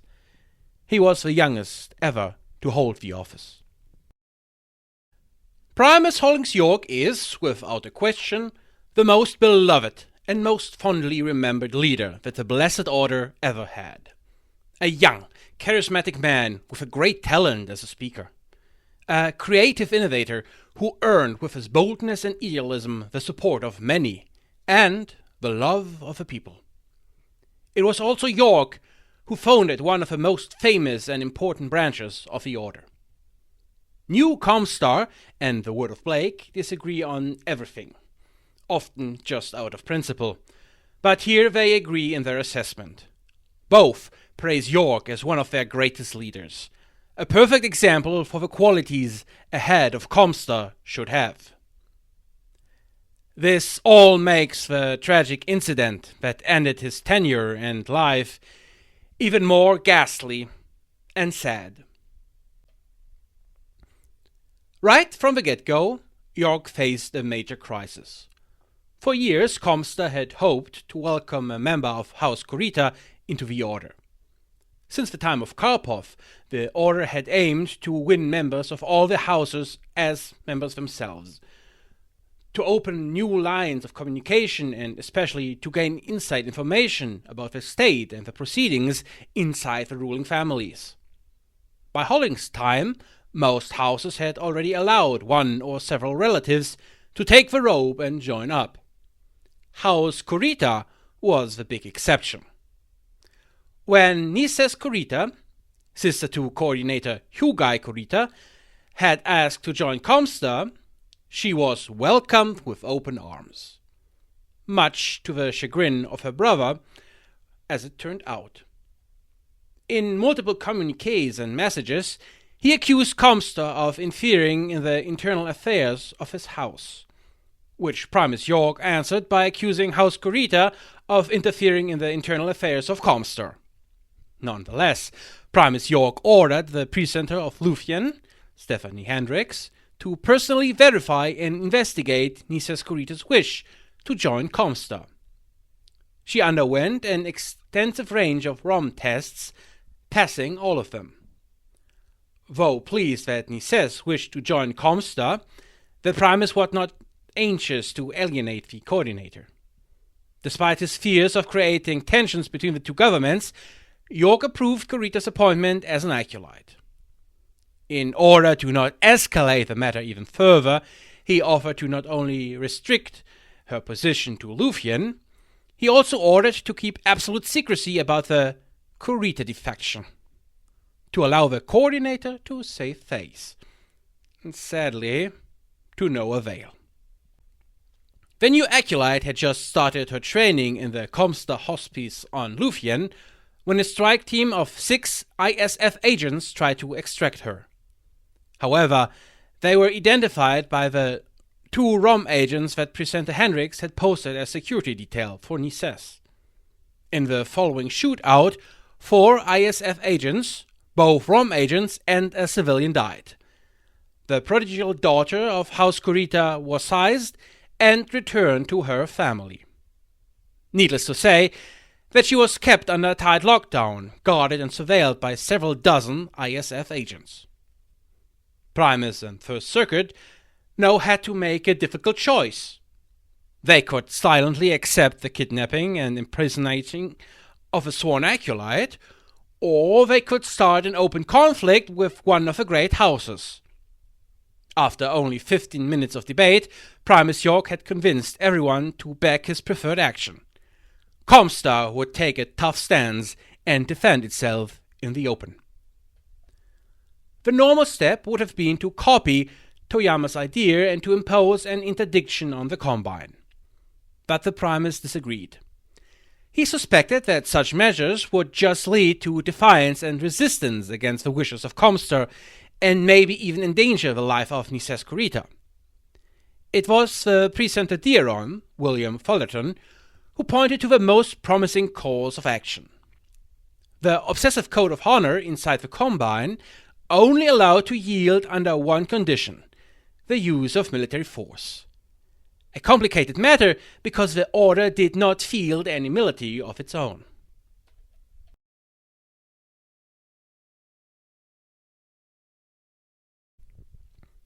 To change that in the shortest possible amount of time, Primus York authorized full payment plus 20% on all open mercenary contacts listed on ComStar's Mercenary Review Board.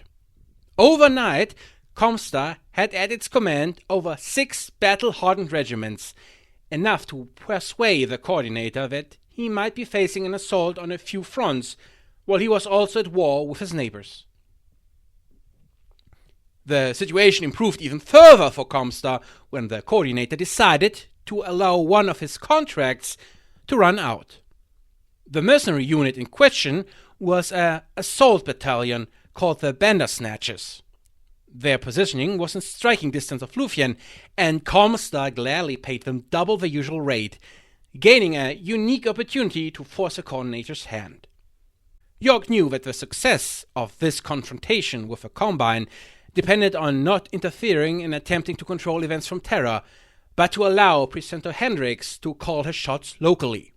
To do so, he used the Emergency Powers Act of the Communications Protocol of 2787, granting the Presenter special command powers to operate independently of Primus or First Circuit. The Presenter would use the surprise military presence arriving at Lufan as a wedge to force the coordinator to surrender Nises. Failing that, the Presenter would use whatever force necessary to enforce the will of Blake and ComStar. If she met stiff resistance, ComStar was prepared to initiate its military option against the Combine. Main force of the operation would be the Bandersnatchers, which had all their markings removed and would pose as a completely new military unit under the logo of ComStar. Even the dropships were repainted to match the new identity. The commander of the operation was Presenter Hendricks, who also would use all ROM assets available. Meanwhile, the Primus himself would ready the 6 new regiments and start an approach from Terra to put additional pressure on the Combine. It would be the first military action of ComStar since Operation Silver Shield under Jerome Blake himself. Of course, the preferred outcome would have been a peaceful settlement without the use of force. Presenter Hendricks rapidly tried to gain an audience with a coordinator, but was flat out rejected every time. It took the complete shutdown of the HPG station to force him into talks. During this meeting, the presenter requested the release of Nises Kurita and to respect her decisions. The coordinator refused. She then used the threat of an interdiction on the full Combine to sway her opponent. He just became defiant and dared ComStar to test his resolve, just as the Primus had suspected. As a last step, she presented Tukayyid Kurita with a portable holovid. It was a direct call to Colonel Dieterichson, commander of the Bandersnatchers. He informed the coordinator that his assault battalion was less than 10 minutes from executing a combat drop on his palace. Their mission was to rescue the presenter and the hostage, Nises Kurita, and to lay waste to as much of the palace and the imperial city as possible before evacuation. As an addendum, the presenter also mentioned the army coming from Terra to attack key worlds of a Combine. Without hesitation, the coordinator consented to all the terms proposed. The attack was off, and the presenter walked away together with the sister of the coordinator. Within the Combine, the affair was hushed up, and the average citizen never heard about it. But within ComStar, this triumph was widely publicized and celebrated. Primus York had achieved a stunning success for the Order, and its popularity even reached the same levels than that of Blake himself. Nises Kurita and Colonel Dietrichson accompanied him on a grand tour, including multiple speeches and parades. They too had gained hero status. And when the next vacancy appeared, Hendricks was appointed Presenter Dieron, making her a member of the First Circuit. The event on Lufan had shown that military force was a mighty tool, even for a more tacit organization like ComStar. And influenced by his success, Primus York made in 2933 a daring proposal to the First Circuit: the formation of a standing military for ComStar, called the ComStar Guards and Militia. It was planned to be a light, rapid deployment formation that could be used in situations like the affair 2 years prior. The original proposal called for the creation of 8 regiments of infantry, but because of cost reasons, the number was reduced to 5 regiments. All ComStar Guards and Militia would be located in the Sol system and stay under the joint control of the Primus and the First Circuit. The core of the Guards and Militia were the former Bandersnatchers. Their contact was dissolved and they were accepted to join ComStar. They would have the best equipment possible, vintage Star League Defense Force gear left behind after the Exodus. To fund this military, York reduced the vast budget of ROM, pointing out that ROM would have less need for the money now that ComStar commanded the military force. It also had to give up their training school in the Sandhurst Royal Military College, Berkshire, England. It was to resume its old role as a HQ and training academy for the new forces. Towards the House Lords, ComStar insisted that these troops were exclusively for the defense of Terra and would not be used elsewhere. There was no protest. While extremely popular among the population of Terra and well respected in the whole inner sphere, Primus York was not without opposition inside of ComStar. It were mainly 2 groups that made things difficult for him. The first one was the First Circuit. York was always criticized for his young age and his reckless nature, but the most severe attack on him was caused by an incredible petty affair. In 2939, he was faced with accusations of having a sexual relation with Carissa Sanders. She was a rather well-known actress of not the best reputation.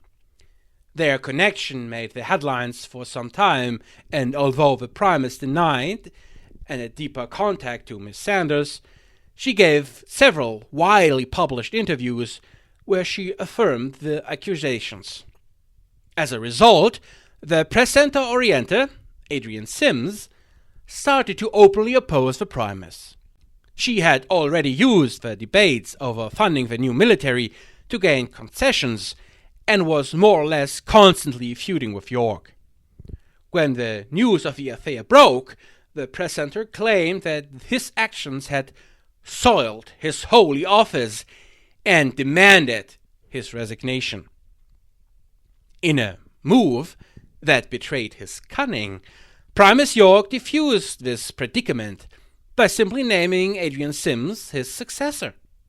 No, she could no longer stick to her demands without appearing power-hungry and ungrateful. The First Circuit was therefore brought in line. The second group of opposition was far more difficult to control.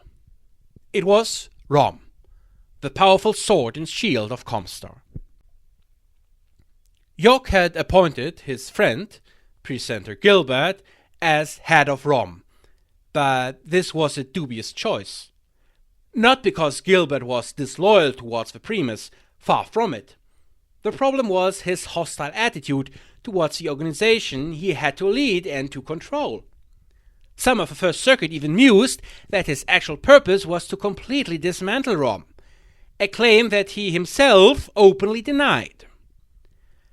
However, it is true that ROM received fewer and fewer resources, and it became increasingly difficult to execute the operations and conduct the required investigations. Soon, this weakness became evident to the great houses, and they pounced on the opportunity to improve their own organizations and to damage the dreaded agency once more. In the Federated Suns alone, 6 ROM agents were exposed by the MIIO in the years between 2935 and 2940. Similar incidents occurred within the Free Worlds League and the Capellan Confederation. What hurt ROM the most was Primus York's refusal to answer their calls for help. In his own speeches, the Primus seemed to indicate that ROM was a slipshod organization, often reckless and acting on its own accord, using the word of Blake for justification. The same Primus who had almost pushed ComStar to the brink of war to rescue a lone acolyte was unwilling to lift a finger to help ROM agents in prisons throughout the inner sphere. Finally, in the spring of 2947, Primus York shook ComStar with his proposal to formally do away with ROM, reassigning intelligence gathering and security to his relative new ComStar guards and militia. The announcement was made to a full gathering of all presenters on Terra. For the first time, the Primus was making his plans known to the entire Order at once. At the side stood Presenter Gilbert, head of ROM. It was obvious to everyone present that ROM no longer enjoyed support within the leadership of ComStar. Just 2 months later, Primus York visited Sandhurst Royal Military College to participate in its cornerstone laying ceremony. Accompanied by more than half the First Circuit, he held a speech before a crowd composed of ComStar adepts and civilian construction workers. That is, until a series of laser blasts silenced him. The Primus was hit 3 times, and the Presenter ROM and Presenter Alpha C were also wounded. York hung onto life for an hour, but even ComStar's advanced medical technology could not save him. An adept named Dutch Courier was identified as the assassin. He was a volunteer for the ComStar guards and militia and had the task to guard the perimeter. He became suspicious because he had escaped from the scene after the shots. Later he was tracked down, but decided to resist arrest. Mortally wounded, he insisted on his own innocence and claimed to know the names of the real perpetrators. Yet he did not name them. The question after the investigation of the murder and the mystery surrounding it is still one of the greatest questions in ComStar's history. Sadly, there is an abundance of possible suspects. Was Adrien Sims tired of waiting and decided to hurry the line of succession? Did ROM take revenge? Were the payments Dutch Courier received from the Draconis Combine real or misdirection? Was the Primus slain by a bizarre cabal inside ComStars, as the Combine would suddenly claim 130 years later? Or was Dutch Courier a lone gunman who took his shot at immortality? Who knows? 8 days after the death of Primus York, the new Primus, Adrien Sims, announced that instead of dismantling ROM, she would restore funding to the organization and enlarge its scope. Primus Adrien Sims would die from natural causes after leading ComStar for 32 years. Adrien Sims had been affirmed as Primus just 6 hours after Primus York's death. While she had been first the first adversary in the First Circuit and later a distant successor, her behavior after the incident was decent, respectful, and full of reverence. Her first act was to proclaim 7 days of mourning. The funeral of York was a somber but also huge event. As the first Primus to gain a substantial popularity outside the Order, York had been an icon and hero for many people in the whole sphere. It was a proof of his influence that indeed all 5 leaders of the warring great houses attended the funeral, and while they tried their best to avoid each other, they all met with the new Primus and the First Circuit. We should keep in mind that this was the middle of the Third Succession War. After 80 years of constant attacks, counterattacks, skirmishes, and endless sieges, everyone had lost hope of a swift victory or even the chance of a lasting truce. When Sims now presented herself as a peacemaker and negotiator, the reactions of the great houses were benevolent but muted. In a rather cunning move, she even pressed to canonize Holling York as a ComStar saint. It was evident that she would never be able to outshine him and replace the glorious image that the spear had from him. But by going above and beyond her duty as successor, she was able to co-opt some of his popularity for herself. By capitalizing on his fame and reputation, it was possible to improve the public opinion of ComStar even after his murder. As already mentioned in the preceding chapter, she was anything but an enemy of Rom. In fact, she viewed the powerful agency as the core and essence of ComStar, and to ensure not only its loyalty, but its status and influences, she dismissed the injured presenter Rom Gilbert. His plans of dismantling Rom had even less of a future than he himself. Instead, she named her own brother, Carl Sims, the new presenter Rom. He was tasked with rebuilding the agency and to protect the sanctity of ComStar, something made easier by the enormous increase in Rom's budget that the First Circuit approved. This effort was, besides the continuous glorifying of Primus York, the only real project in the first few years of her tenure.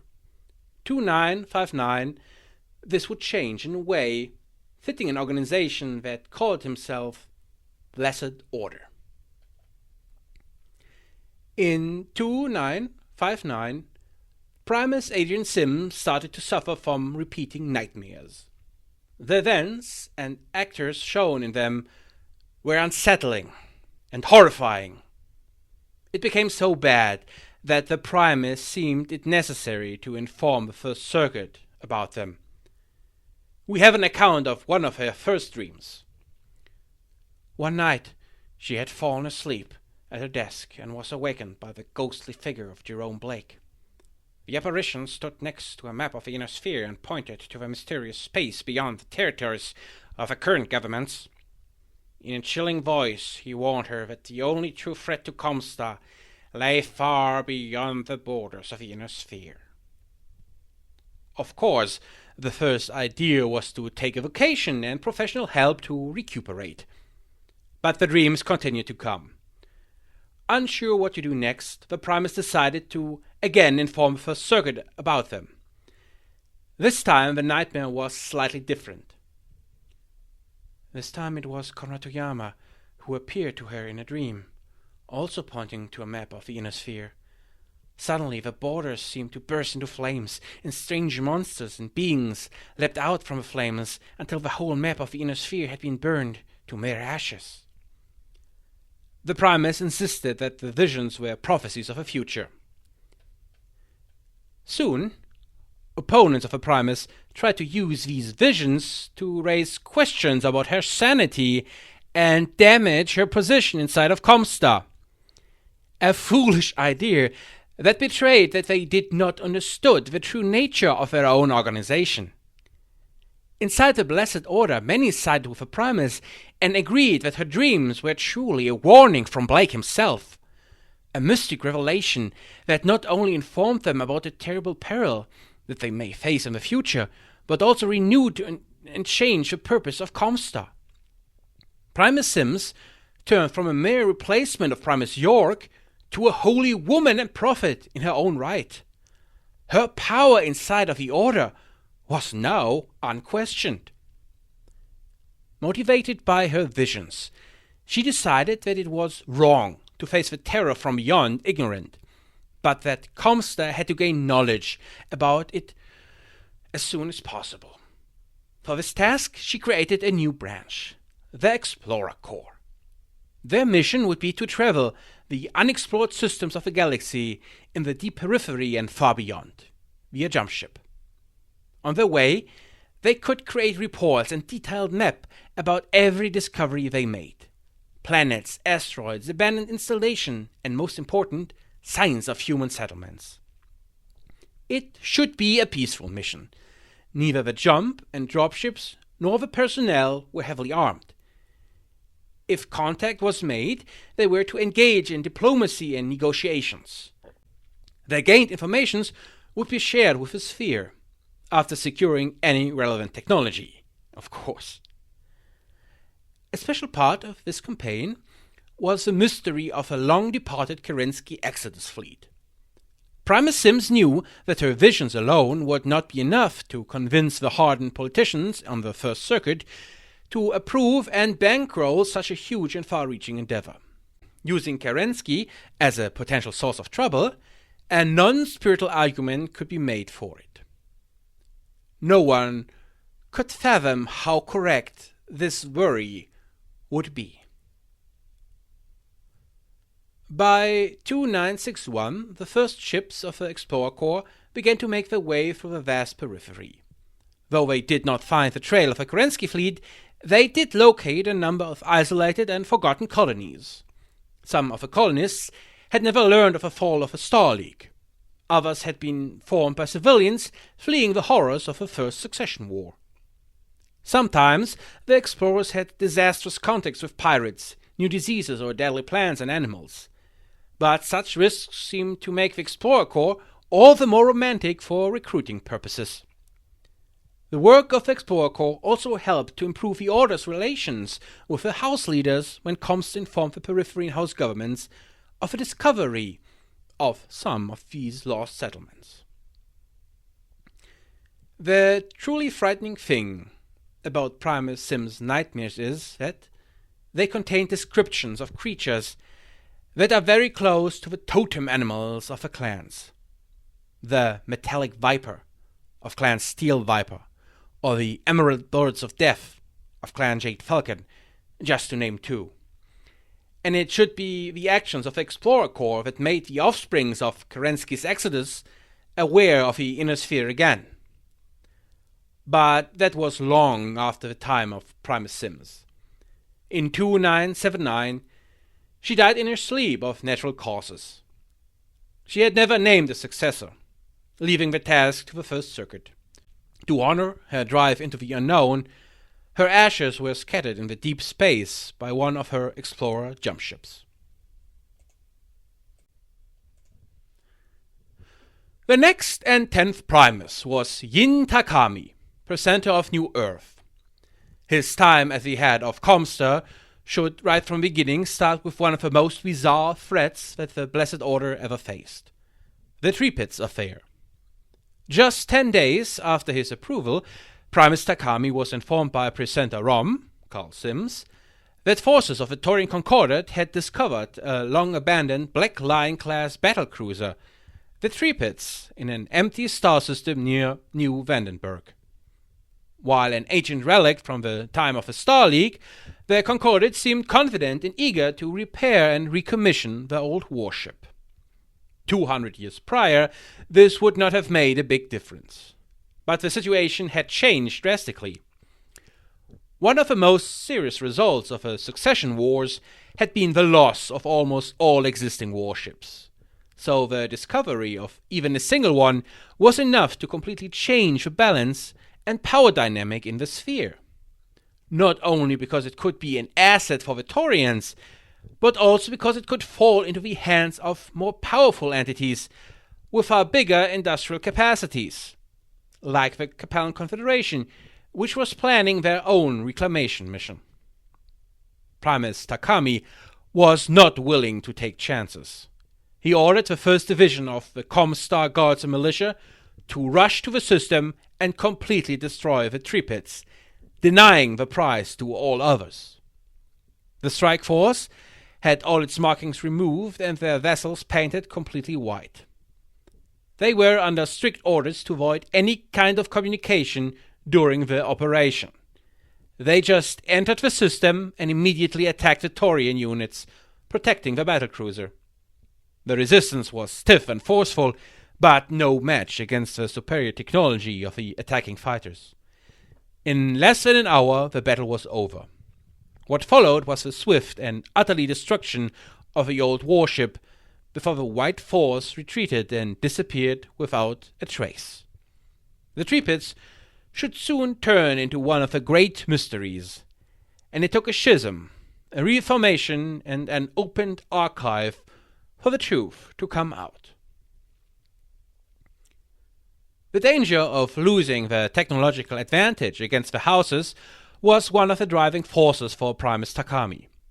The successor states were not staying idle and had continued to regain some of the lost tech that their ancestors had used in the past. For Takami, an admirer of the third Primus, Raymond Karpov, their solution was clear. Operation Holy Shroud had to be renewed and the progress of the houses destroyed.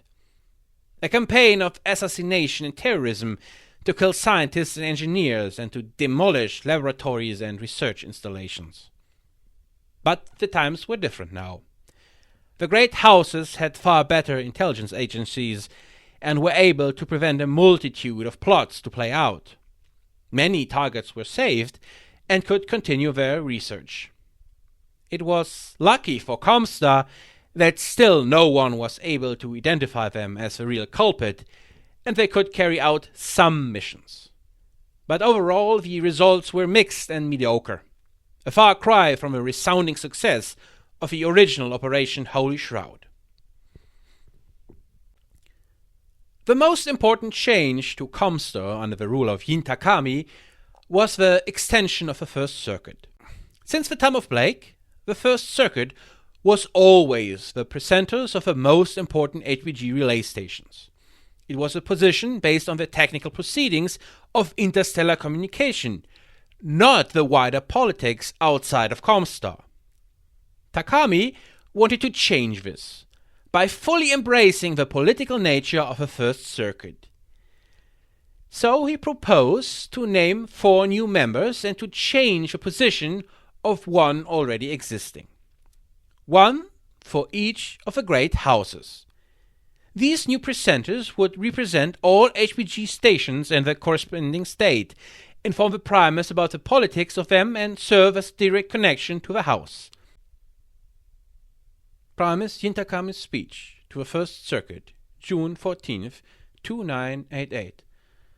The motion I place before you, esteemed members of the First Circuit, is to realign ourselves, that we may better fulfill the will of Blessed Blake. The First Circuit faces a great threat, not from the weak house lords, but rather from within. We have deluded ourselves into believing that all we need to do is sit back and wait, and the will of Blake will unfold. That simply is not the case. Our participation in the affairs of the inner sphere is required if our order is to succeed in its holy crusade. But as it stands now, the First Circuit lacks inspiration and drive. I seek to change that.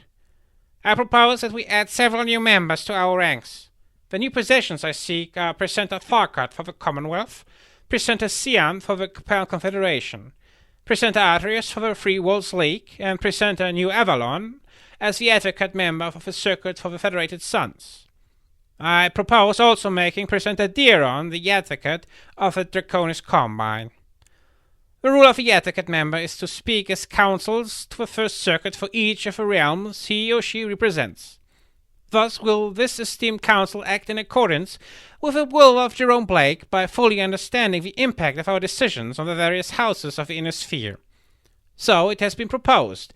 Now I challenge you, the members of the circuit, to take the risk and make a stand on this issue. The future of our order is all that is at stake. It goes without saying that the Primus had to use any political maneuver at his disposal to convince the First Circuit into accepting this plan.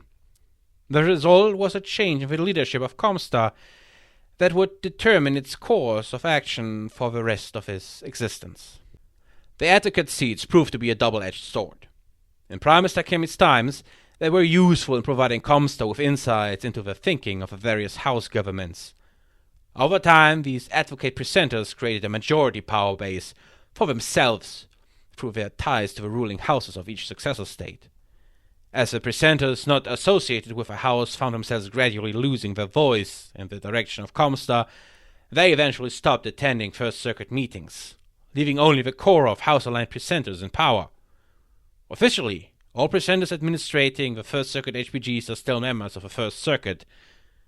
In our own day, these advocacy seats played a role in the betrayal of our order.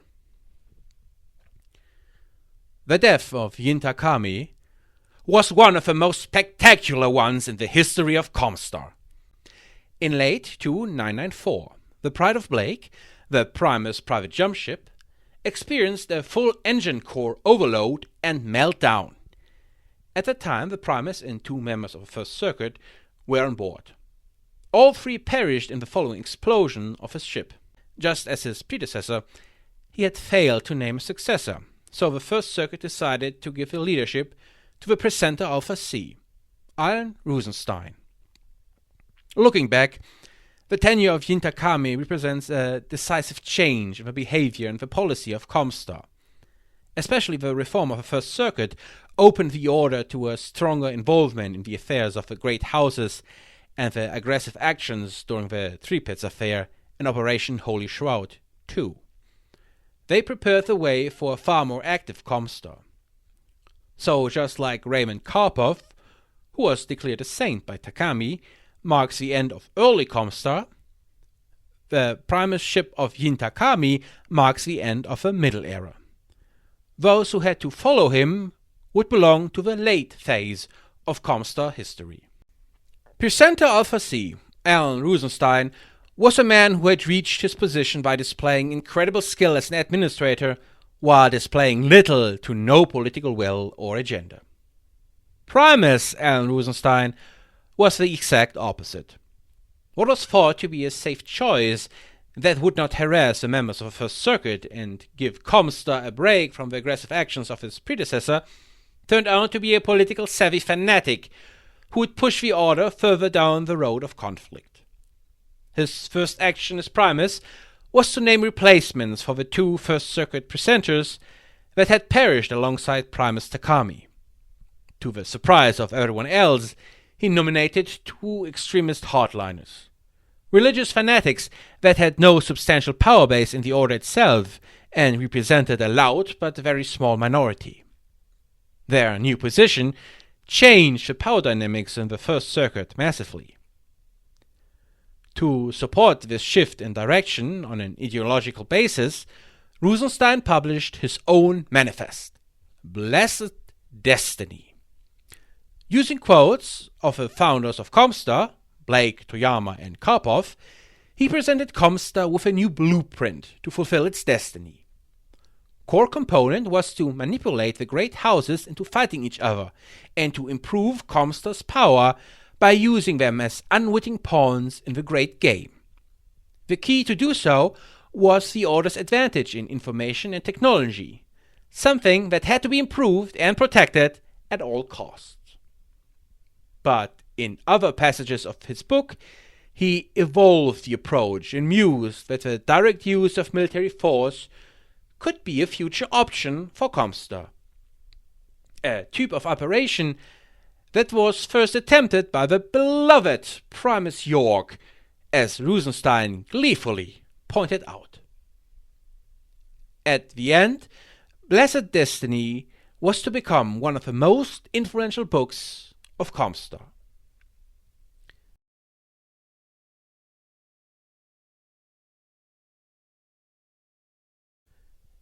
Another important topic was the role of the Periphery.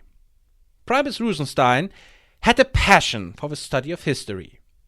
A special favorite of him was Primus Marshall and her attention toward the Periphery. The knowledge of her experience there should serve him well. In the year 3000, the recruitment potential of ComStar was drying up. The population of Terra was already completely covered by the efforts of ComStar, and in the rest of his sphere there was a massive suffering from attrition and fragmentation, not to speak of a growing distrust against ComStar. Rosenstein solved this problem by following Primus Marshall's lead. A mass recruitment campaign in the poor and disenfranchised worlds of the Periphery was started. But the overall behavior and policy of the Primus was twisted and full of malintent. He used their media to propagandize the investments and benefits that ComStar was giving to the Periphery, to improve their reputation among the hopeful acolytes to be. Yet at the same time, he was lobbying hard in the First Circuit to actually curtail and reduce these very expenses. He himself hated the Periphery and viewed it as a source of problems, and feared that it again would become a problem for the sphere if full communications were restored. The news were featuring the benefits of trade initiated by ComStar, but the truth was that ComStar had removed resources from all construction projects and put a permanent freeze on all HPG extension. The worlds at the fringe of humanity remained utterly dependent on jump ships to communicate with each other, and those ships were overwhelmingly controlled by ComStar. In this way, it was impossible for the Periphery to improve their situation. But in the same time, the recruitment campaign was a resounding success. Countless applicants from the Periphery came to join ComStar. Over time, they should start to outnumber the sphere-born members of the Order. The organization was destined to be made up by people who were brought up at the borders of mankind, who had no connections and in most cases not even sympathy for the inner sphere and its successor states. People for whom the Order was the only purpose and single loyalty. Another, far smaller event was the introduction of a new acolyte into the Order. Thomas Merck, son of Captain General Janus Merck, asked to join the Order.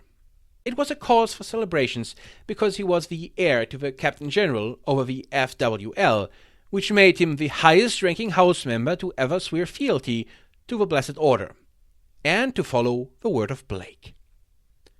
The true extent of this decision and the role he played are an important part of history that should be presented at another time. Rosenstein's beginning as Primus were strong, but degraded over time. The very same presenters he had appointed started to question his competence, and the others were rather unwilling to support him. On several occasions, his proposals for funding to enlarge the ComStar Guards and Militia were voted down unanimously by the rebellious First Circuit. In the future, things should get far worse. In 3001, the Third Succession War had turned into a tedious dragging on. One region where this was clearly visible was the border between the Lyrans and Drax. Officially, the Steiner forces were on an offensive, but the troops were so exhausted that even the ruthless social generals of this house preferred to let them slow down. They used the delays in communication and overstated problems with the logistics to give their men some rest. On the other side was the extremely centralized combine of Hohiro Kurita, unable to make any quick moves, decisive reaction, or even counter-offensives. Officers, as well as rank and file, also suffered under an ever-increasing atmosphere of mistrust and paranoia, paralyzing them. And every additional resource was used to reinforce the fighting against the Federated Suns. Primus and First Circuits were rather displeased with such development. They wanted to increase the overall hostility between the realms and rekindle the fighting. So a plan was hatched to use a threat from the Periphery to provoke a deeper involvement of both houses. Primus Rosenstein only approved it half-heartedly, but it should forever be associated with his legacy. Rom would commence with the Jolly Roger plan. ComStar would supply several pirate outings in the Periphery with military hardware and supplies. With these enhanced capabilities, the new petty kings and warlords could operate inside Lyran and Draconian space, striking and looting targets that were far more interesting than their usual victims. By the spring of 3002, several of these newly formed bandit kings struck along the periphery border of the Lyran Commonwealth. Within half a year, the same pirates attacked the Draconis Combine. Both sides blamed the other for sponsoring the bandit raids, and as a result, escalated their conflict. It really seemed like a resounding success for the strategies outlined in Blessed Destiny. The fighting between the houses increased rapidly. Both moved troops from the former hegemony worlds close to Terra away into the periphery, giving the people there some respite from the constant war. And no one blamed ComStar for anything. It was a masterwork of manipulation, and Primus Rosenstein was more than happy to take full credit for this operation. In 3004, things started to get nasty. Two bandit kings, Blackjack McGurk and Darlene Dunson, united their forces. Each only fielded about a battalion of troops. However, combined they had almost a regiment of battlemechs and support forces. As the top dog, they also attracted other smaller groups and crew to further bolster their number. A force that allowed them to reach deep into the Commonwealth and to decisively overstep the perimeters of Jolly Roger. The Primus dispatched Presenter Quintero of the ComStar Guards militia to put them back into line. But here things got out of hand. At the end of the negotiations, a sizable number of ComStar guards and pirates, including Darlene Dunson, were dead. Her partner, ally, and lover, Blackjack McGurk, retaliated by attacking and destroying the HPG stations on the planets Lost and Canal, killing the ComStar personnel in the process. Jolly Roger had gone bad. To solve this situation, the Primus ordered the 1st Division of the ComStar Guards militia to wipe out the renegade pirates. The battle lasted for almost 3 days on the isolated, unmapped world of Trisha, 8 jumps into the periphery. In the end, Blackjack McGurk's combat experience allowed him and his men to demand a hefty price. His own forces were wiped out, but they achieved a 2.3 to 1 kill ratio against the green ComStar guards. The blame for this debacle was laid on the man who had willingly taken the credit for it, Primus Rosenstein.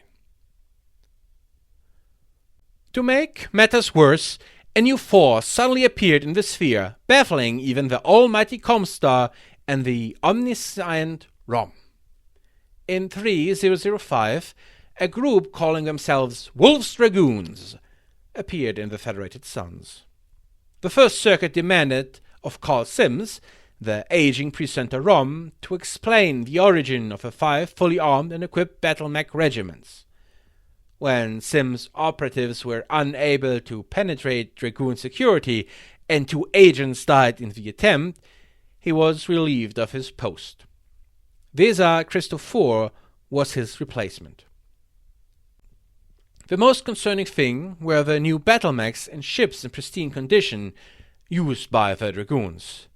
And to make it even worse, none of them matched the worn-out and jury-rigged types common in the sphere.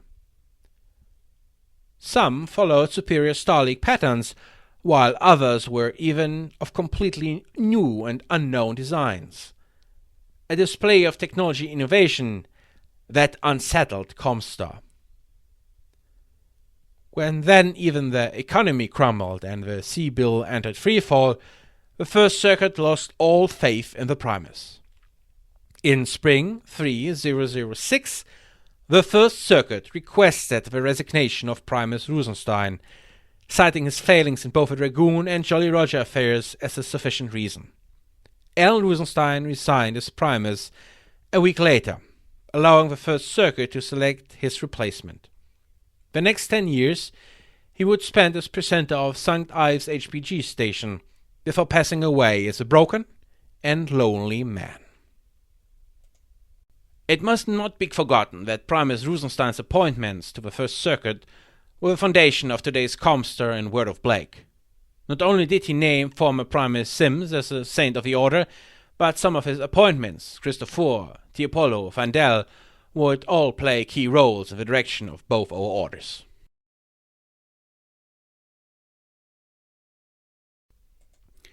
The First Circuit chose the middle-aged Julian Apollo, the presenter Adrius, as the new Primus of the Order.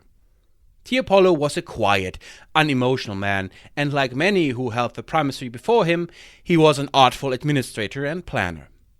His appointment was a result of a settlement between the conservative and liberal factions within the First Circuit. When Julian Apollo became the new leader of the Order, he faced two significant issues. One was the ongoing attempts of Rome to infiltrate Wolf's Dragoons and to uncover their origins. The other, which was more pressing, was the devaluation of the sea bill compared to the house bills, particularly those of House Merck. To address the situation, Primus Apollo introduced some fiscal reforms that included a 20% rate increase. However, these measures were only a temporary solution. It is noteworthy that the previous leader, Primus Rosenstein, had attempted to pass a similar bill, but due to his worsening relationship with the First Circuit, it was never approved. In 3009, the Dragoons disappeared, and upon their return, they had new members and resources. The following year, Presenter Rom, Christopher, proposed a plan for a civil war within the Free Worlds League. Duke Anton Merck, brother of Captain General Janusz Merck, would launch a rebellion against his brother for control of the FWL. This rebellion would require support from Maximilian Liao, who would send troops to aid Anton Merck. Prior to Anton's announcement of his rebellion, negotiations had already taken place between him and Maximilian. This included an arrangement for Liao's daughter, Candace, to marry Anton Merck in the future. Additionally, the Campanian Confederation agreed to provide military training and intelligence to support Merck's cause. Liao intended to use this support to gain influence on the FWL and to later rule it through his daughter. The objective of the entire plan was straightforward: to cause a full-scale civil war and weaken House Merck's economy. The calculated losses would also force the Dragoons to make another supply run, which would be traced by ComStar to uncover the source of their equipment. Furthermore, if Anton's rebellion succeeded, ComStar would gain a strong position within the Free Worlds League for future expansion. However, it was not without danger. If ComStar was ever linked to instigating a civil war, all the great houses would launch intelligence operations against Rome. They might even attempt to take over ComStar's communication network. Additionally, if the plan failed to weaken Wolf's Dragoons, they might view ComStar as a potential threat, which would put Terra itself in danger. It is unclear if the plan was created or just supported by the Primus. In 3014, ComStar started to encourage Anton Merck's ambitions to rule. Presenter Rom Christopher served as a personal liaison between Anton Merck and Maximilian Liao in a meeting at Kashmir Ecology on Terra. He carefully managed the negotiations to include military support from Wolf's Dragoons. Merck returned to the Free Worlds League with Jamie Wolf, and presenter Christopher had all his pieces in place for the grand game he aimed to play. Later that year, Anton Merck announced himself as the true Captain General of the Free Worlds League and launched a full-scale rebellion against his brother.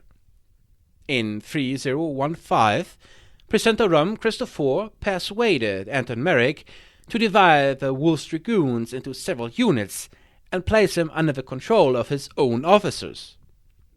This action violated their original contract and resulted in an aggressive altercation between Anton Merrick and Jamie Wolfe.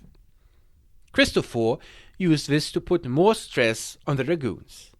He manipulated Anton's emotions by fueling his anger towards the Wolf's disobedience and encouraged him to take the Dragoons' families as hostages once Jamie Wolfe and most of his troops had left New Delos, as a means to secure the Wolf's cooperation. Duke Anton Merrick then captured Joshua Wolfe, all the Dragoon staff and their families stationed on New Delos. He sent a message to Jamie Wolfe with an ultimatum: either place his troops under the command of Merrick officers, or the hostages would be killed. However, immediately after the hostages were taken, they were killed, and the reason behind this is still unknown. Both Anton Merrick and presenter Rom Christopher did not anticipate the hunger for revenge the Dragoons would feel after this betrayal. They turned around and launched an attack on Anton Merrick's palace on New Delos.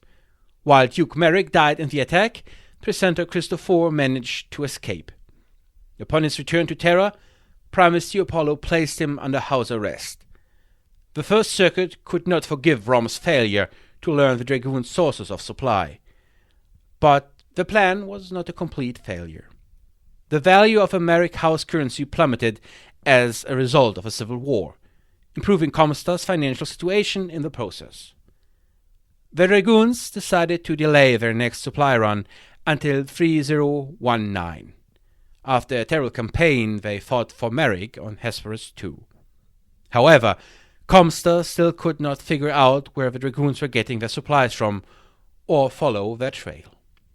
In 3015, Hans Davian, who had recently become the Prince of the Federated Suns, announced plans to build the New Avalon Institute of Science, NAIS. The university was designed to specifically recover the lost technology of the Star League. Soon after, House Steiner and Corita also established their own research facilities, but the NAIS was considered superior to the others. From 3016 to 3025, Rom made several attempts to infiltrate the NIAS, but all of them failed. The Primus himself was convinced that the will of Blake would ultimately triumph.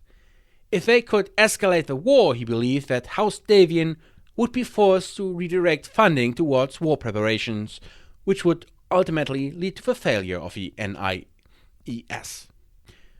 ComStar had always viewed alliances between the great houses as against the will of Blake. But Prime Minister Apollo began to think of ways how to use such alliances for the benefit of ComStar. Maybe it would be possible to pit these alliances against each other. An opportunity to test these assumptions appeared in 3020. ComStar transmitted a message from Katrina Steiner calling for peace among the great houses of the Inner Sphere. Only Hans Davian of the Federated Suns responded, and Prime Minister Apollo saw an opportunity to use it to his advantage. Not only did he accept the peace offer, Prince Davian even proposed an alliance between the Federated Suns and the Lion Commonwealth to create one great realm, the Federated Commonwealth, and to cement the allegiance, he suggested marrying Melissa Steiner, the Archon's daughter. While Prime Minister Apollo was thrilled with the development, the First Circuit was shocked by the idea of having to handle such a powerful alliance. The Primus waved off their arguments only a week before the treaty signing ceremony. He summed up his reasoning. We have a choice. Let the unification take place without our involvement, or act as the guiding force behind it. I choose the second option because it gives ComStar means of control, and the blessed Blake himself realized the value of such control. To address their concerns, the Apollo allowed Rom to leak information of the alliance treaty to the intelligence agencies of other houses. The resulting rumors would lead to the formation of a counter-alliance among the remaining house leaders to defend himself against the new federated Commonwealth. In 3022, Subhash Indraha, head of the Draconis Combine's ISF, invited General Merck to discuss a mutual defense treaty. When Merck arrived at the Terran Ops retreat of Elmau, he discovered that Takeshi Kurita had also invited Maximilian Liao. Janus was angry with Kurita for attempting to ally him with House Liao, who had just helped Merrick's brother to launch a civil war against him. But eventually, Kurita convinced Merrick that the future threat of a federated Commonwealth was more important than justice for past transgressions. The resulting treaty, called the Concord of Carpathian, called for an end to the hostilities between House Kurita, Merrick, and Liao, and for mutual support in training and intelligence. Prime Minister Apollo was pleased with the results, having turned the inner sphere into 2 armed camps. Satisfied for the moment that both unified factions were already planning continued hostilities against their enemies. Sometime later, ComStar's agents learned that the Grey Death Legion's landhold on Helm was located above the cache of Star League equipment, materiel, and possibly a Star League library. Such a dangerous storage of technology and knowledge could not be allowed to exist outside the Order. Action was required. The Blessed Order informed House Merrick of a suspected stockpile and secured their cooperation to recover it. However, they believed that the Grey Death Legion would not allow access to their landhold and feared they could discover the cache and make use of its findings. To address this, ComStar planned to frame the Grey Death Legion for a minor civilian incident that would result in their destruction, allowing ComStar to infiltrate the Free Worlds League forces and then to locate and recover or destroy the stockpile. Presenter Emilio Rajan was put in charge of a division of ComStar guards and militia on standby to execute the operation. However, the presenter escalated the situation by attempting to start another civil war. He also ordered the massacre of more than 12 million inhabitants on Sirius 5, using Grey Death Legion's colors and markings on battlemax and ships. He did this by destroying the domes, ancient wonders of technology dating back to the Golden Age of Star League, that protected the civilians of Sirius 5 from the deadly atmosphere of their world. Word of a massacre did not reach Prime Minister Apollo until Rajan's plan was well underway. When the First Circuit learned of Presenter Rajan's betrayal, the scale of the murder, and the loss of irreplaceable technology, they ordered him excommunicated from ComStar and exterminated by ROM. ROM should never carry out their order. Colonel Grayson Carlyle of the Grey Death Legion not only was able to defeat the FWL forces in all engagements, he also discovered the true value of a Star League library core and managed to slay the renegade Presenter Rajan. To make things truly devastating, the Grey Death Legion made multiple copies of a memory core and sent them to almost all parties in the sphere. ROM was able to intercept and destroy multiple of them, but plenty made it through. Most damning one copy that reached the NAIS in the Federated Suns. The bungled affair with the Grey Death Legion and the Star League Library Corps were more blemishes on the record of Primus Julian Apollo. Combined with his failure regarding the Dragoons, these scandals would have destroyed his career, were it not for the outbreak of a fourth succession war. The start of a fourth succession war was announced in the midst of a wedding reception for Hansa Davian and Melissa Steiner on August 3028. ComStar hosted the ceremony. Besides that, 2 further events occurred that undermined the trust in the capabilities of ROM.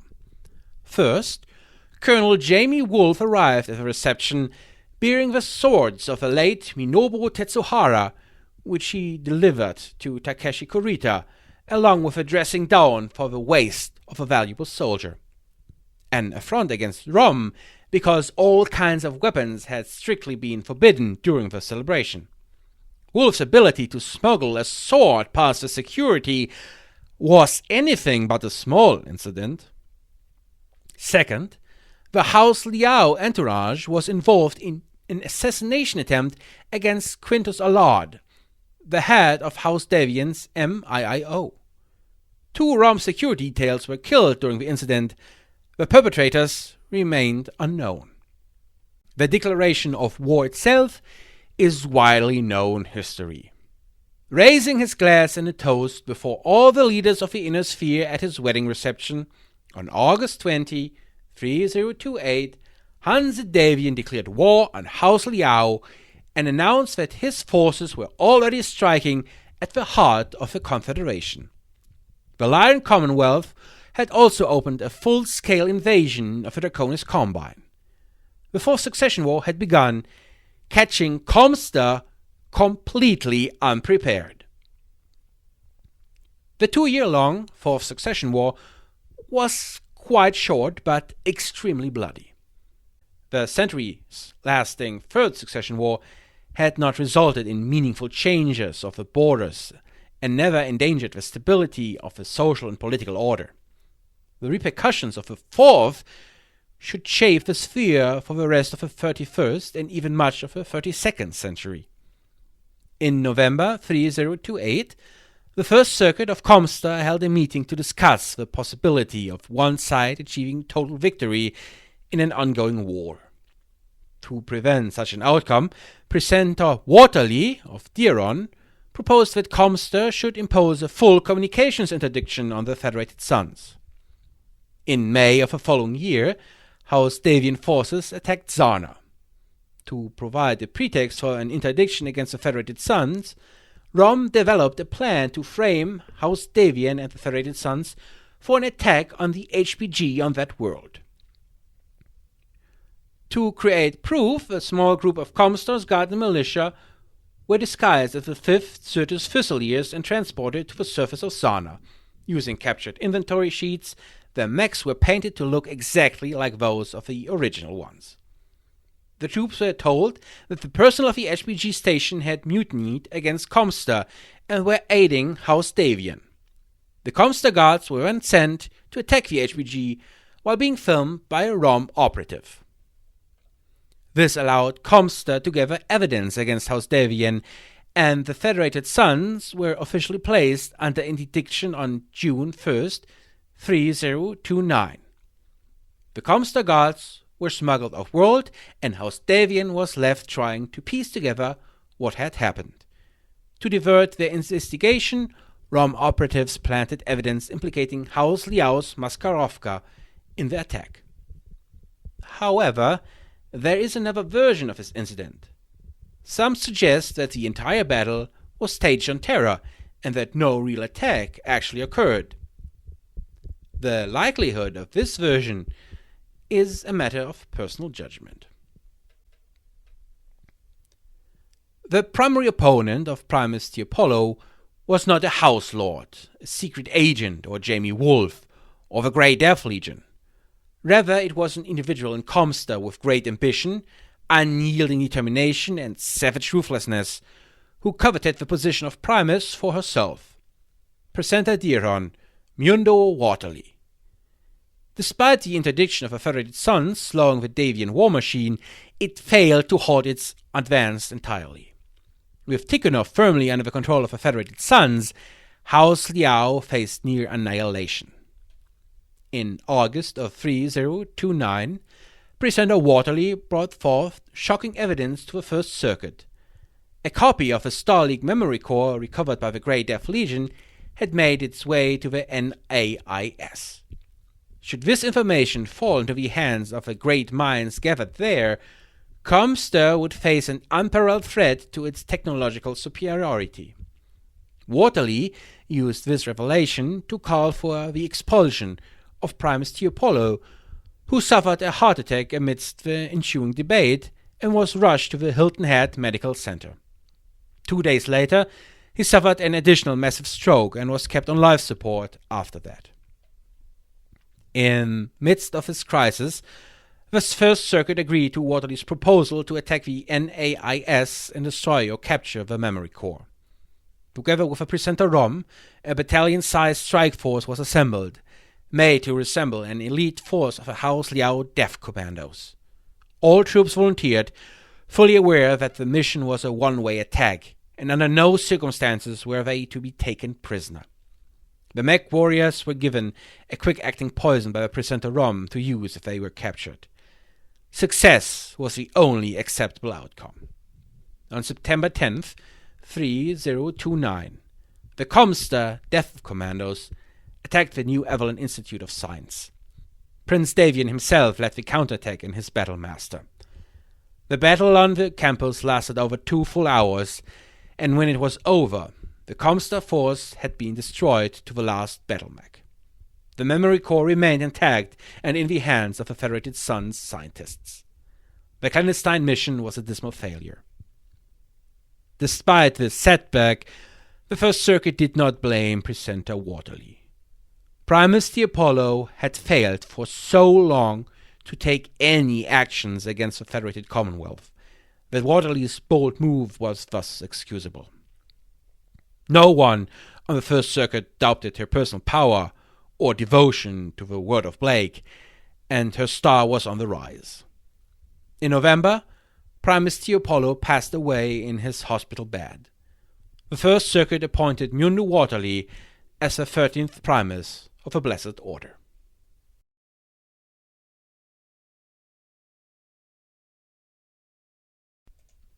On the 1st of January, 3001, a family of lowly plantation workers on the combine world of Kazoo was blessed with the birth of a daughter.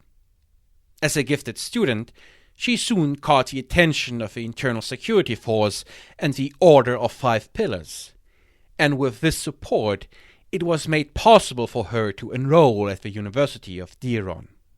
The petite, slender, and myopic woman was destined to become a member of the Combine security apparatus. Yet, this never came to be. Shocked by the killing of a fellow student and intense questioning by the ISF, she instead went to the local HPG station and joined the Blessed Order. She would not be a simple part of the Combine. Mundu Waterly was on her way to become one of the most important figures of the 31st century. Mundu Waterly's ascent to power was a tumultuous and controversial period in the history of ComStar. Within 10 years, during the final days of the First Succession War, Waterly climbed the ranks from Adept on Diron to Advocate Presenter and then Primus. During her last 2 years as a Presenter, between the Third and Fourth Succession War, she was brought up on charges of treason and faced excommunication.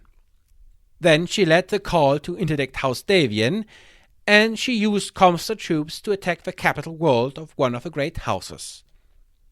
Waterly was an advocate for the most aggressive elements of ComStar, promoting the use of force to fulfill the prophecies of Blake.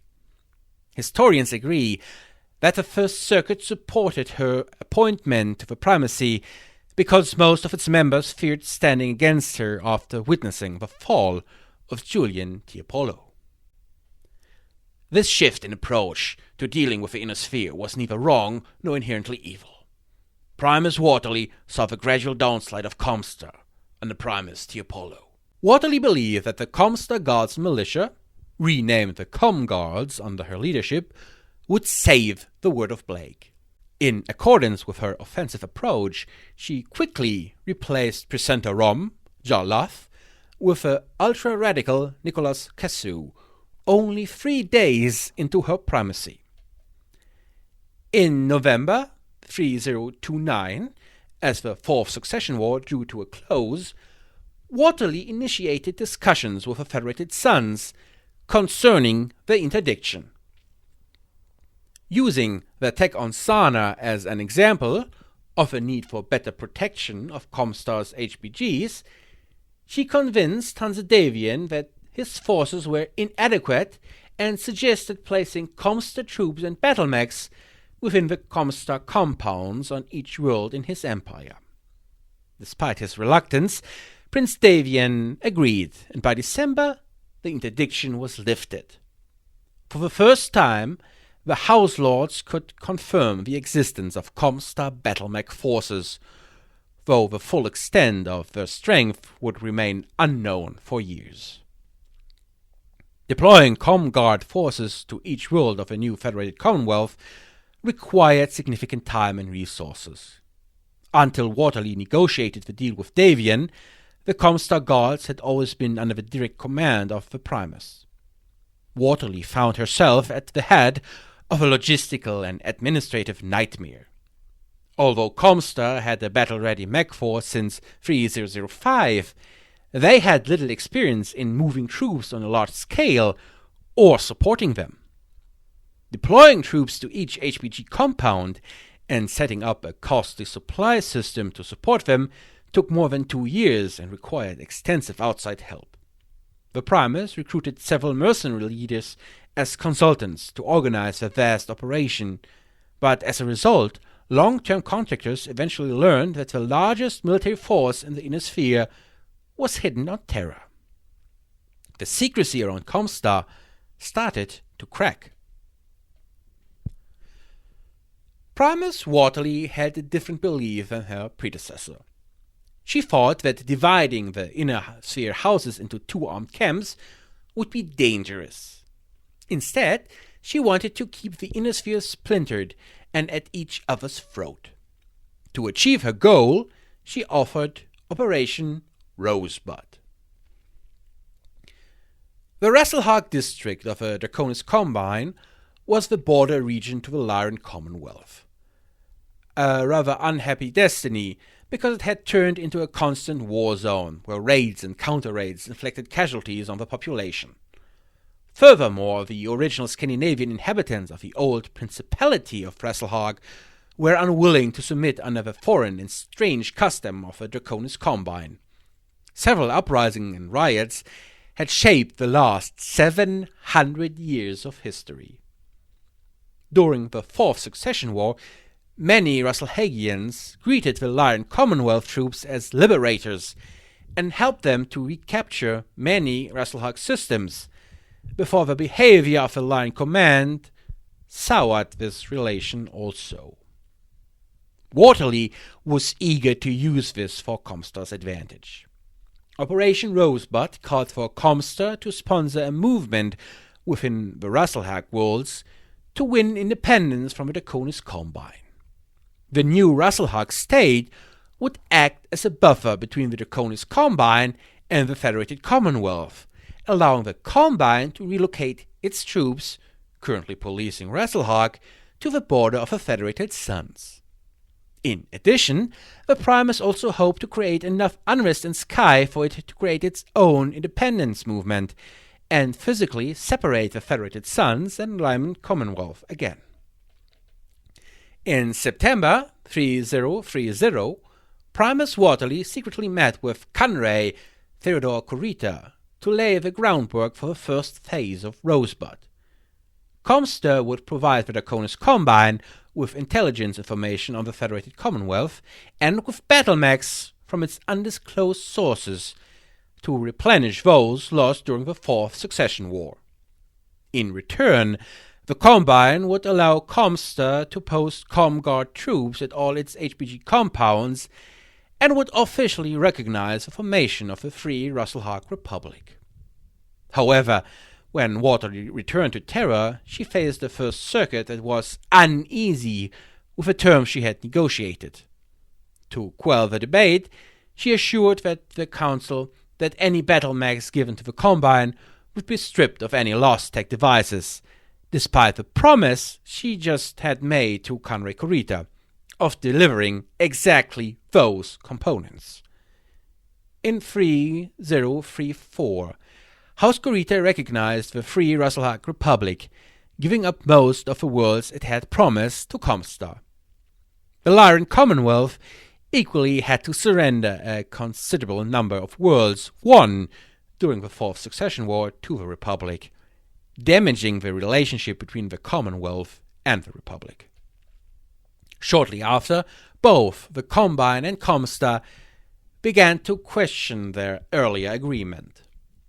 The Combine withheld several key worlds from the Free Rasselhag Republic, keeping them in the Allshine district, and ComStar only provided stripped-down battle mechs to the DCMS, rather than the original Star League equipment House Kurita believed Waterly had promised. Sky was ablaze with demonstrations, but neither the Draconis Combine nor ComStar believed that a large-scale revolt against the Steiner-Davian Union was likely. The tensions between the Combine and ComStar reached their peak in the summer of 3034, when the Primus traveled to Diron to meet with Fyodor Kurita in the Dragon's Roost command post hidden in the Tatsuyama Mountains.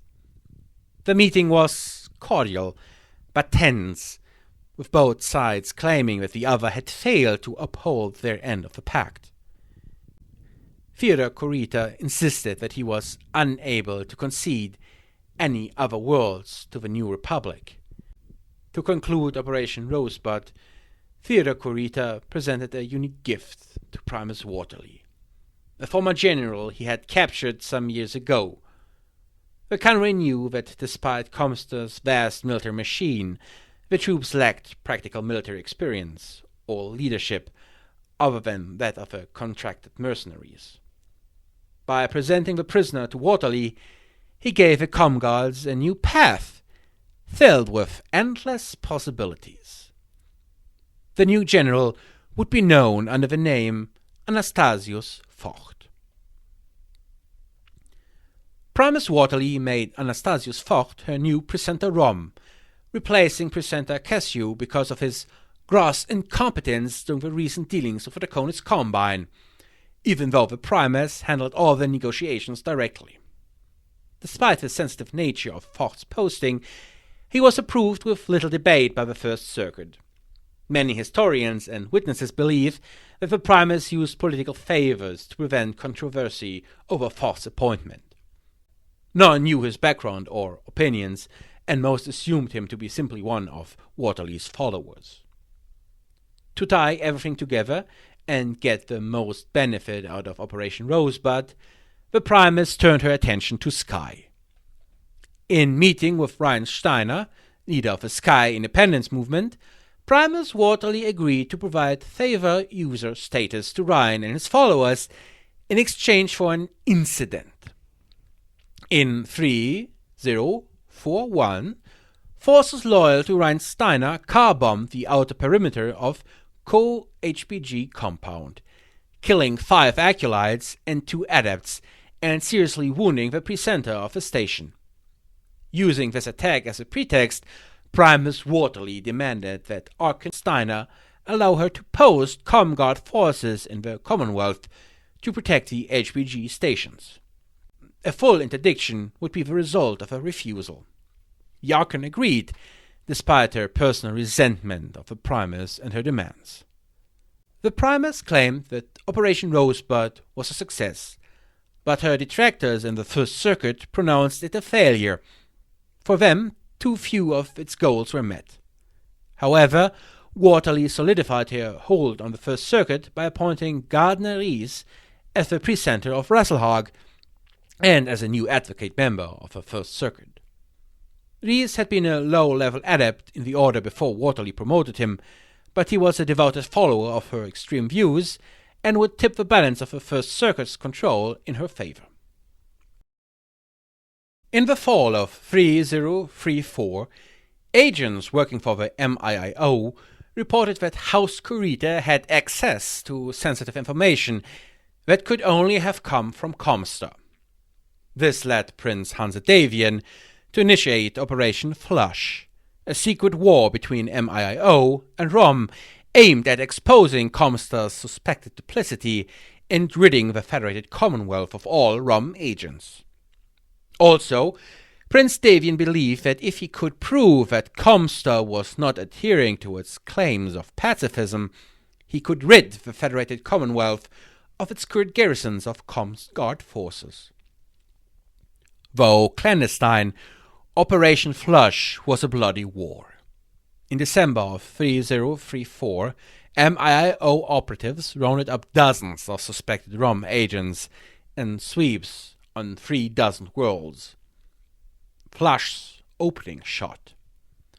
Though many of these civilians had no ties to the Order, Hans Davian ordered them interrogated and interned. Presenter Thoth's response to Operation Flush was to wage a war of confusion against the Federated Commonwealth.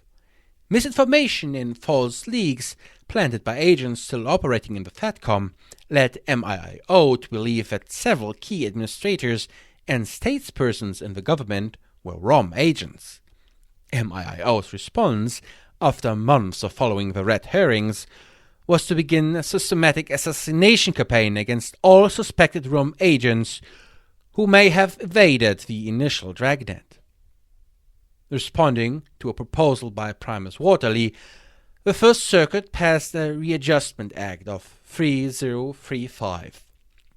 This act reformed the ComGuards and ROM, creating the position of Presenter Marshal.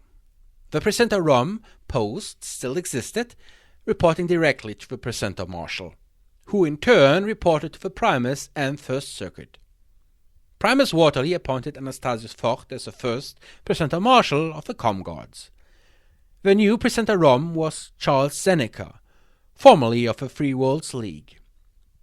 Primus Waterly's reorganization placed Vogt in the direct charge of the ComGuards, a position in which he felt his unique skills would be put to the best use.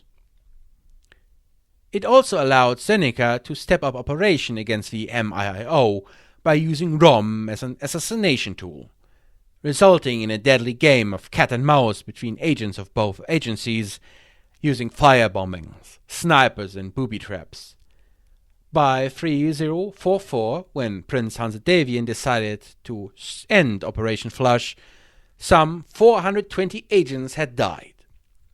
The Primus claimed it was a ComStar victory, while the Federated Commonwealth claimed to have purged ROM from within its borders. Thomas Merck's rise to power in the Free Worlds League was greatly aided by Primus Waterly's new vision for ComStar. When Thomas was injured during his father's assassination in 3035, a ROM agent named Philip Tagliabue helped him escape for medical treatment. ComStar diverted a series of jump ships to transport Thomas to Terra. While at the Hilton Head medical facility there, he regularly met with the Primus and was given full access to all transmissions from the Free Worlds League. This was an unprecedented move on the part of Primus Waterly, who saw Thomas Merck as an opportunity to forge ties with one of the Innosphere houses like never before.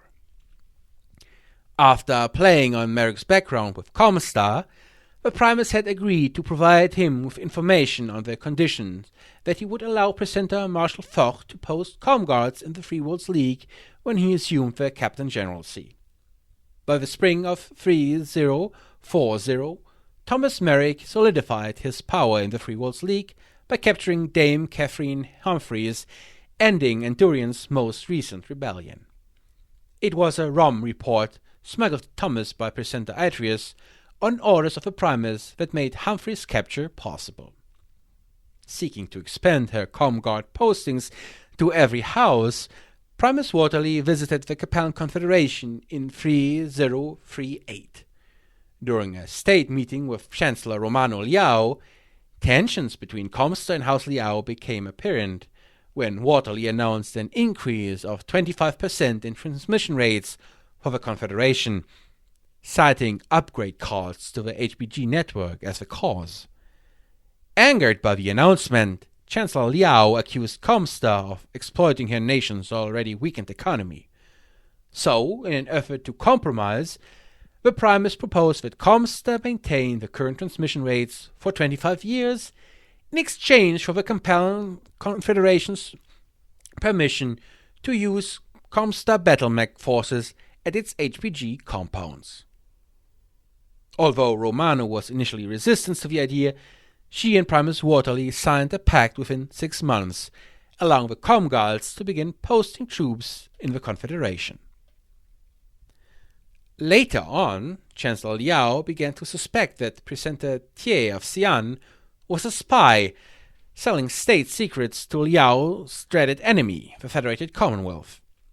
This idea was partly based on false data on Presenter Thiers' connections and relationship with Tormano Liao, provided by Mashkarovka agents. Chancellor Liao twice demanded that Primus Waterly replace the presenter, and when her request was unheeded, took matters in her own hands. In 3041, Mashkarovka agents attempted to assassinate Presenter Thiers during a motorcade tour of the capital. The presenter was wounded, but she managed to escape. The assassins were never caught, but it was discovered that they were operating on direct orders from Chancellor Liao. The Chancellor also threatened to revoke her agreement with ComStar, saying she would remove the ComGuards from her empire with force if necessary. Waterly courteously reminded her that assassination and threats could force ComStar to declare an interdiction of the Confederation. The stalemate continued for 3 weeks. Discussions with Presenter Marshal Focht convinced Primus Waterly that Romano Liao's mental state and her previous record for violent action made resistance by ComStar futile. The Presenter Marshal further contended that the ComGuards could win if forced to fight the Compel military, but they would not be able to maintain control of the Confederation while defending all of their other HPG sides. Though faced with a difficult situation, Primus Waterly was able to turn it to her advantage. Rather than heading into a military confrontation with the Confederation, she opted to replace Thiers with adept Yen Li as Presenter Xi'an. The Primus cited her concerns for Thiers following the former presenter's recent accident as a pretext for making the change. Romano Liao was delighted with it, because the Li family was a long-honored ally of House Liao, and Romano personally knew and trusted Yen Li. However, Primus Waterly considered this a victory for ComStar, as Yen Li was actually a long-time ROM operative, posing as an adept. For more than a decade, Li had been feeding ComStar information about the inner circle of the Compelled Confederation, a mission that continued long after her promotion to presenter. Every one of the successor states now had a garrison of ComGuards stationed within their own borders. After more than 2 centuries in the shadows, using manipulation and trickery, ComStar had finally the ability to face their opponents head-on. ComStar was aware of the looming war of 3039 well before it broke out. Primus Waterly understood the danger of House Davian's power to ComStar, and intercepted military information from the Federated Suns proved their war preparations. This information was then passed on to the Draconis Combine as per the agreement with Theodore Corita. In monitoring this information, however, both the Primus and ROM were puzzled by how few messages were sent via the HPG network. ROM postulated that either the Federated Commonwealth was using jump ships, command circuits, to relay information, or else they had come up with another way of transmitting their communications. Despite this, the initial success of the Federated Commonwealth's offensive into the Combine was short-lived, as the Kanrei repelled most of the Steiner Davian forces with the help of refitted ComStar battlemechs. One of the most sweeping changes that occurred the following decade was the reorganization of the ComGuards under Presenter Marshal Focht. While the ComGuards divisions followed the same essential organization as the Federated Commonwealth's regimental combat teams, they were spread out over many worlds. Using his military background, Focht assigned troops to positions from which he could quickly reassemble his force into larger functional units in time of need. Focht also added supplemental infantry, ground armor support, and aerospace fighters to the Star League battlemech forces. Extensive training was implemented, preparing troops for any contingency, including anti-mech combat and combat against static defenses. While the ComGuards spread throughout the inner sphere, ComStar needed to avoid being perceived as a threat. So, to maintain a neutral, pacifist image, the ComGuards were often deployed in peaceful roles like assisting in relief efforts, hostage rescues, and search missions. One of the most successful public relations moves was the ComGuard's defense of a periphery against pirate raiders. Vogt placed his troops ready to defend, but never searched out the raiders' bases. This allowed the pirates to exist as a potential tool for ComStar's future use, while projecting the image of the ComGuards as defenders of the inner sphere and its people. The Hollywood images of pristine, white ComGuards mech repelling the raiders also served as an excellent recruitment tool for the Order. During the years of Primus Waterly's rule, ComStar had transformed from a communications and intelligence organization into a substantial military power. The expanded and trained ComGuards were now professional-led, the organization streamlined, and they were stationed in the complete inner sphere. And their numbers had multiplied. While not strong enough to fight all the other states in the sphere, ComStar had become the single biggest military power. It was now ready to enforce the word of Blake and secure the future of the Blessed Order. And then, the August of 3049 came. It is a rather cruel joke that the catalyst for the clan invasion was directly based on Primus Adrien Sims' fears and worries about the well-being of the people of the sphere. As you remember, her visions of horrific, demonic, animal-like creatures striking from the periphery was the reason to organize the ComStar Explorer Corps. Their mission to travel and cartography the unknown reaches of the deep periphery and the great beyond turned out to be the ignition for a chain of events that would bring a new wave of untold havoc onto the inner sphere and should, in fact, end the history of ComStar as a unified organization with a clear purpose. In the summer of 3048, the Explorer Corps vessel, Outbound Light, jumped into clan space over the Smoke Jaguar-controlled world of Huntress. Immediately, Khan Leo Showers ordered his aerospace forces to seize the ship before it could exit the system or deploy any dropships. The crew of the vessel was taken alive and interrogated regarding their origins and the nature of their mission. The information that they revealed under the influence of mind-control drugs, truth-measuring devices, and savage physical abuse gave almost all clans their first in-depth insights into the inner sphere. To make things worse, Khan Leo Showers was a radical leader of the so-called Crusader camp, those clans who insisted on returning to the sphere and subjugating all mankind under the rules of Kerensky. Therefore, Showers was the very worst person to receive this crucial information. What he learned from the Outbound Light's crew was that the Steiner-Davian Union had the inner sphere poised on the verge of forming a new Star League, without any involvement of the clans, a result that would prove the prophecies and ideals of Nicholas Kerensky, the creator of the clans, wrong. He used this knowledge as a basis for initiating the clan invasion of the inner sphere a year later. The invasion, named Operation Revival by the clans, struck at the periphery with unprecedented fury. None of the pirate kingdoms or weak periphery states were even remotely prepared for an assault of a magnitude unleashed by the clans. ROM agents posted to many of these worlds managed to transmit emergency messages to Terra before communications were cut off, but none could communicate the nature of attackers or their origins. The First Circuit did not know what to make of this enemy, wielding new technology and presenting a very real threat to the inner sphere.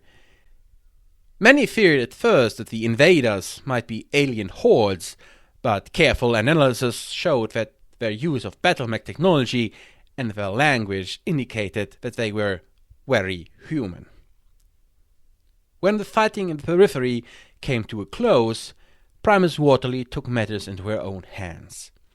She recognized that it was paramount to make contact with the attackers, to learn their intentions, and to allow a more active role for ComStar. To do so, she ordered the Explorer Corps to communicate with the unknown enemy. The brave men manning the assigned ships were ordered to jump into clan-controlled space and to broadcast a request to open diplomatic dialogue. 2 of these vessels were destroyed when they failed to respond to Clan's Smoke Jaguar Batshal challenges. Finally, in November 3049, an Explorer Corps ship managed to establish contact with the clans. It was during this first encounter that ComStar learned that the clans were the descendants of General Kerensky's Exodus fleet. The clans treated the members of the Order with a certain degree of respect once they realized the similarities between the foundation of their society and ComStar's lone struggle to preserve the true heritage of a fallen Star League. In January 3050, Primus Waterly appointed Presenter Marshal Vogt as ComStar's official ambassador to the clans. Vogt traveled to the clan occupation zone and entered into intense discussions with the new Ilkhan, Liu Showers of the Smoke Jaguars. Within 2 months, he had hammered out an agreement in which ComStar agreed to cut off all military transmissions from those worlds targeted or captured by the clans. Vogt further agreed that ComStar would provide the clans with basic information on the military disposition of their great houses and information about the size, strength and location of Innisphere armed forces on the worlds they planned to attack. In return, the clans promised not to interfere with ComStar's operations and to allow them to act as administrators on the worlds conquered by their invading armies. ComStar's real interest in signing the pact was to buy the Primers and First Circuit time to learn the true goals of their enemy. The agreement allowing ComStar to administer conquered worlds also gave them access to extensive information about the clan invaders themselves. Some of the First Circuit were against Primus Waterly's plan, arguing that these actions directly violated Jerome Blake's teaching that ComStar has to be a neutral force in conflicts within the Innisphere. But they were powerless against Primus Waterly's political machine and had to accept the new course of action. The Blessed Order would help the clans in the destruction of the Innisphere. In her entire career, Primus Waterly only made 2 mistakes. The first was her appointment of Anastasius Vogt to our order and to the post of a Presenter Marshal. The second was making this pact with the satanic clans. These barbarians from the hinterlands very nearly succeeded in destroying our Blessed Order and allowed Vogt and Mori to create the rift between the word of Blake and the accused ComStar. Primus Waterly would better have served ComStar's goal by simply committing our troops to eliminating these invaders than the thirst appeared. The invasion came to a sudden halt when Ilkhan Liu Showers died on the 31st October 3050. A dying but determined fighter pilot from the newly formed Russelhawk Republic had rammed her vessel into the bridge of a clan command ship, the Direwolf. By making the ultimate sacrifice, she also claimed the lives of Ilkhan and a substantial portion of his command staff. His death necessitated the recall of all the invading clan khans and blood-named warriors to Strana Mehdi, the capital world of the clans, to oversee the election of a new Ilkhan, which gave the Innisphere an extra year of preparation before the renewed assault. During this year of peace, ComStar continued to serve as the administrative arm of the clans on the conquered worlds. It was a sudden revelation that changed the situation and profoundly changed the behavior of all involved parties. It was the final explanation of one of the greatest mysteries the sphere had seen and Rom had failed to uncover. Colonel Jamie Wolfe of the Wolf's Dragoons invited the House leaders to meet on outreach, the Dragoons' central station and HQ. He willingly revealed the origin of his unit. The Dragoons were originally an intelligence-gathering operation from the clans into the inner sphere. The conflict between the pro-return Crusaders and anti-return Wardens had haunted the clans for decades. Even before the capture of the Outbound Light, there was a growing movement to fulfill the prophecies of Kerensky, who had promised his faithful followers that after 3 generations the clans would be able to return to the inner sphere. But this period of clan history was, for good reason, known as the political century. When he was pressured by Clan Ghostbear to start preparations for an invasion, Khan Curlin Ward of Clan Wolf used political measures to defuse the situation. The Dragoon Compromise was made. Instead of attacking into the unknown, a special contingent of warriors would be sent into the sphere under cover to allow as much intel as possible to be collected about the situation. This was the origin of the Wolf's Dragoons, and this was the reason for their advanced equipment. However, Khan Curlin Ward had double-crossed the Crusaders, and his last order had been not to prepare the invasion, but to prepare the inner sphere for the invasion.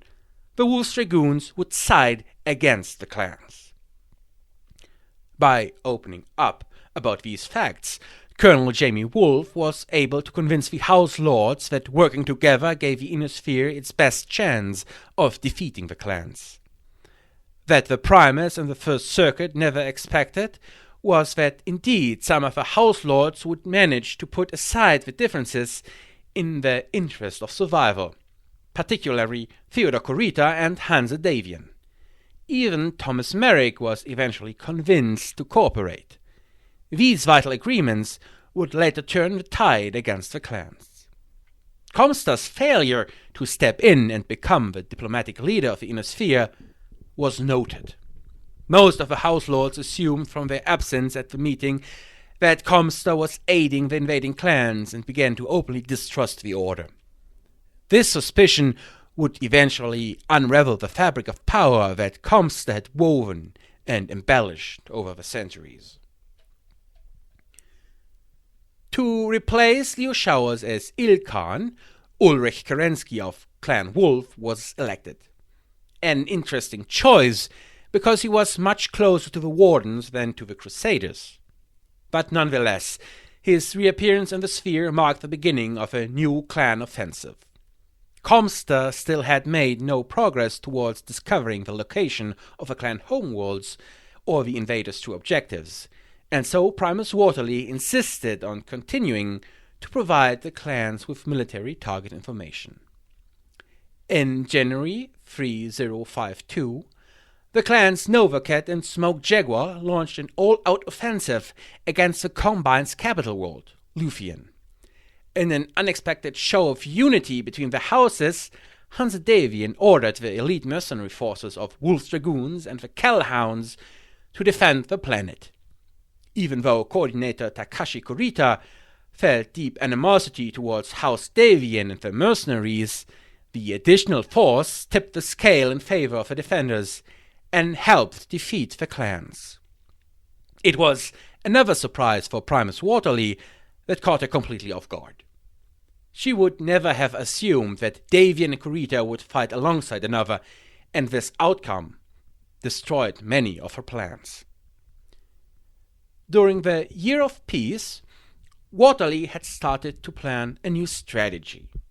She believed that the leaders of the inner sphere would never be able to work together willingly. Only the Comguards were strong enough to truly stop the attack and drive the clans back. Her intention was to use this leverage and force the powers of the inner sphere into an alliance under the control of ComStar. The Primus planned to wait out the clans' assault and exploit them in their first moment of weakness. However, many members of the First Circuit and Presenter Marshal Focht himself protested. The presenters who opposed the Primus insisted that ComStar's duplicity brought danger to the Order and would destroy their standing inside the sphere. But Primus Waterly dismissed their fears. In fact, she hoped to further manipulate the clans by convincing them to coordinate their actions with her political agenda. To do so, Primus Waterly traveled to the clan occupation zone. In January 3052, she joined the Presenter Marshal and met the Ilk Khan on the planet Zatalis, recently captured from the Free Russelhag Republic. She offered the Ilk Khan a great prize, a full military disposition of Farkad, capital of the Lyran Commonwealth. Primus Waterly made this offer on her own initiative, without the permission or knowledge of the First Circuit. However, Ilkhan Kerensky rejected her offer and informed her and the Presenter Marshal that such a campaign would only divert resources from the clans through objective: conquering Terra, the former seat of a Star League. This announcement stunned both the Presenter Marshal and the Primus. No amount of battle analysis, no degree of knowledge about the clans had led them to suspect that Terra was the invasion's main goal. Primus Waterly was forced to admit that even ComStar could not hope to control the clans. Primus Waterly and Presenter Marshal Vogt spent the time traveling back to Terra, outlining a course of action against their newly discovered enemies.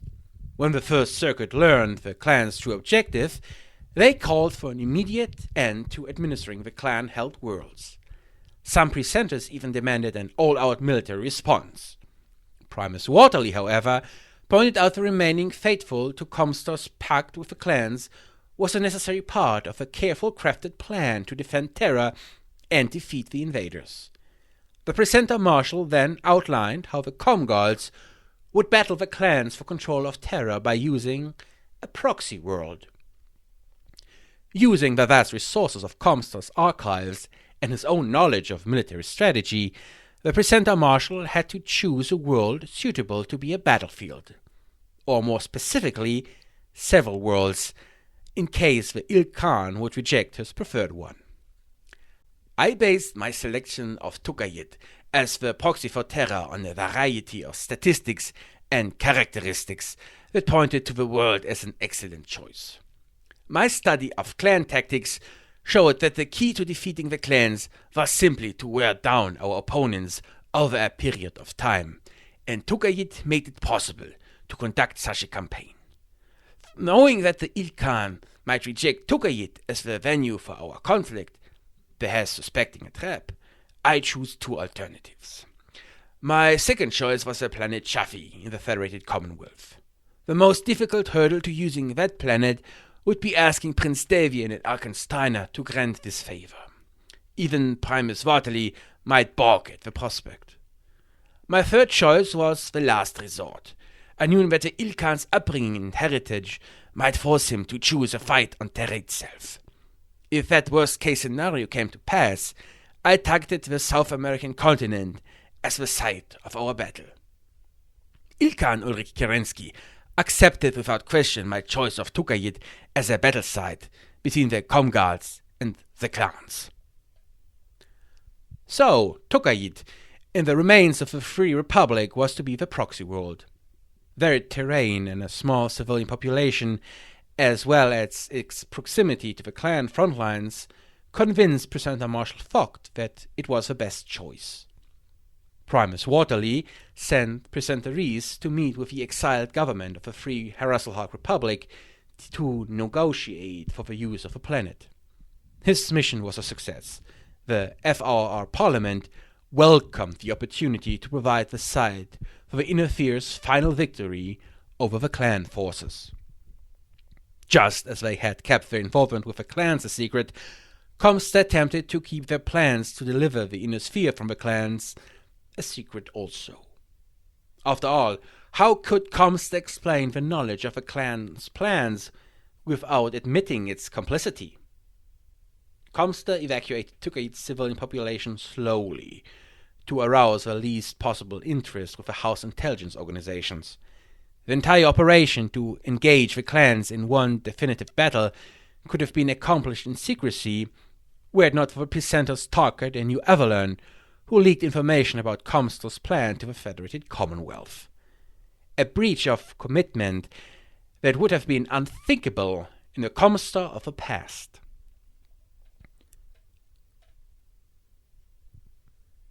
For the battle, both sides agreed on the following terms. If Tukayyid fell to the clans, ComStar would become one with them. Vogt pledged that ComStar would serve as administrators on the clan worlds, cease providing HPG services to the successor states, and relinquish Terra to the victors. If the clans won, they would in one instant gain all the tools to forge a new Star League. However, if the ComGuards defeated the clans, the Ilkhan agreed to restrict his forces to the already conquered worlds, restraining the clans from seizing territories closer to Terra than a line drawn in Tukayyid for 15 years. Because the clan struck this bargain with ComStar, honor did not prevent them from attacking other worlds above the line drawn at Tukayyid. The houses of the Inner Sphere still had to contend with the clans. Vogt bid 50 Battletech regiments of ComGuards to defend Tukayyid against the attacking clans, committing all but a token number of his total army to the battle. In addition, Vogt also bid to add artillery, air and infantry support to his forces. Each of the clans involved in the invasion would attack 2 cities on Tukayyid. The winner would be the side with the highest score of controlled objectives. The 2 leaders decided to join battle on May 1st, 3052, and the ComGuards, already mobilized, immediately began to deploy on Tukayyid, even before the Presenter Marshal returned to Sandhurst. The Presenter Marshal spent countless hours studying tapes of battles between the clans and various Inner Sphere forces, and felt confident that he knew the one weakness of the clan fighting style. He was determined to exploit this weak spot during the battle for Tukayyid. Vogt knew that their fighting philosophy consisted of quick, conclusive attacks and short-term assaults. The clans struck quickly and counted on fast victories, removing any need for the support necessary to conduct a long-term campaign. Vogt planned his defense carefully. He stockpiled enough repair parts and ammunition to supply his troops for more than a month. By using his forces to harass the clans, rather than to commit to a direct confrontation, he hoped to prolong the battle for Tukayyid beyond the clan's capacity to support such an operation. The clan forces' greatest advantage going into the battle was their combat experience. Though Vogt's ComGuards had been training for combat for decades, they had never experienced war.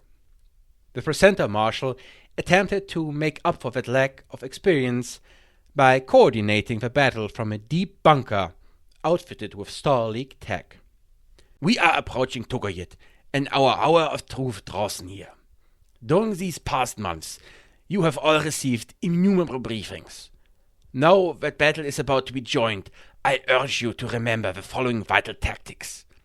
The clans have an enormous technological advantage, which we must negate whenever and wherever we can.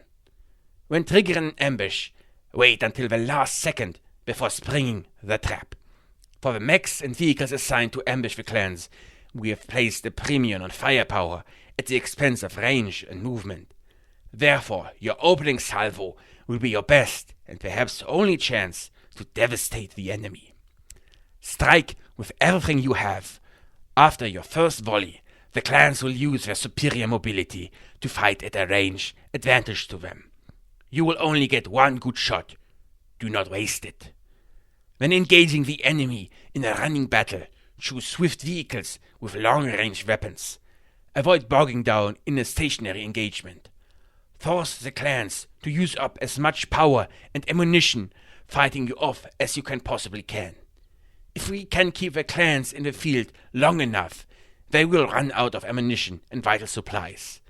Accustomed as they are to quick victories, a long campaign will also eat away at their morale. Your skills and bravery are beyond question, but the enemy also fights with skill and courage. In this battle, discipline will determine the victor. Remember that, and we can win the day. The battle began on May 1st, 3052. The last clan, Clan Wolf, hit the landing zone 5 days later. We will here not describe the Battle of Tukayyid. You probably already know the events, so well that it would be pointless to expand upon them. After 21 days of fighting, the ill Khan of the clans conceded victory to ComStar. Only Clan Wolf successfully gained control of both target cities. Clan Ghostbear held one objective, but failed to take the second. Based on the surviving forces, Clan Jade Falcon achieved a draw. Both sides suffered huge losses. It soon became apparent that Tukayyid represented much more than the largest military battle in 3 centuries. The Com Guards ended the conflict with nearly 40% dead, and more than that number injured. Smoke Jaguar suffered the highest losses of the clan side, with 32% dead. Clan Wolf lost only 20% of its forces on Tukayyid. At the same time, Primus Waterley's Operation Scorpion was supposed to go on. While the Presenter Marshal met with the Il Khan to bid for the battle, Primus Waterley unfolded a plan of her own, which she dubbed Operation Scorpion. Phase 1 of Operation Scorpion depended on those forces left behind administrating the HPGs in the clan occupation zones to rise up in rebellion against the clans and retake control of those worlds. At the heart of the plan, however, was a ComStar interdiction of every house, which would throw the inner sphere into confusion and remind the house leaders how heavily they depended on ComStar services. Then, in return for concessions, ComStar would restore service to each house as they agreed to use the organization as the government's administrative arm. Primus Waterley intended for ComStar to emerge from Operation Scorpion in complete control of the inner sphere, as the Presenter Marshal defeated the clan military. If successful, ComStar would emerge as the leading power of the inner sphere. A return to the old days of a Star League, now under new management. Meanwhile, the clans would be still present, a necessary threat to force the houses into cooperation, but their position would be severely weakened by the losses on Tukayyid and the rebellions in the occupation zones. ComStar would lead this new league to crush them and then start a new golden age of technology and progress, just like Blessed Blake and Saintly Toyama predicted. The Blessed Order would completely fulfill its destiny and purpose. Operation Scorpion was potentially the greatest achievement of ComStar, the ultimate fulfillment of Blake's prophecy.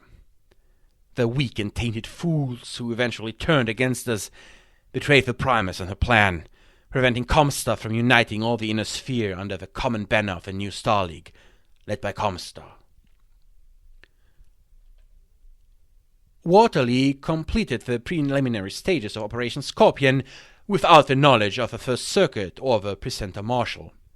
She met with her supporters, covertly in a hotel outside of Hilton Head Island, accompanied by a cadre of loyal ROM operatives who pledged their service to the Primus personally and ensured that the Presenter Marshal remained ignorant of the plan.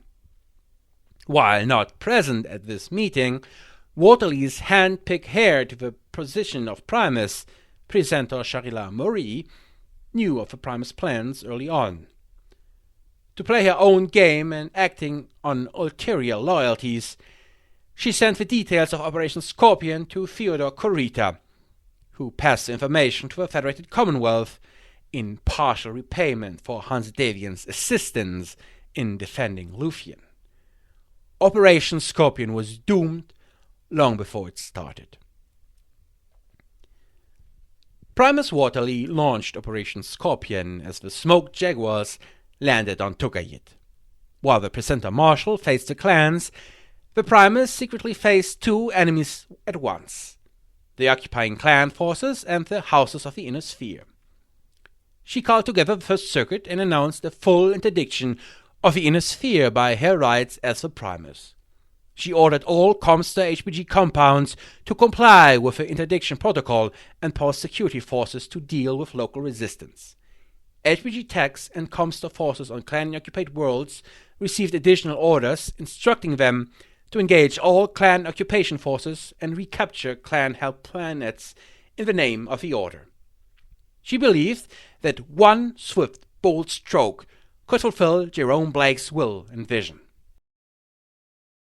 With a Draconis Combine and the Federated Commonwealth warned in advance, these two governments were able to take control of most of the HPGs in their realms, even before the interdiction order arrived.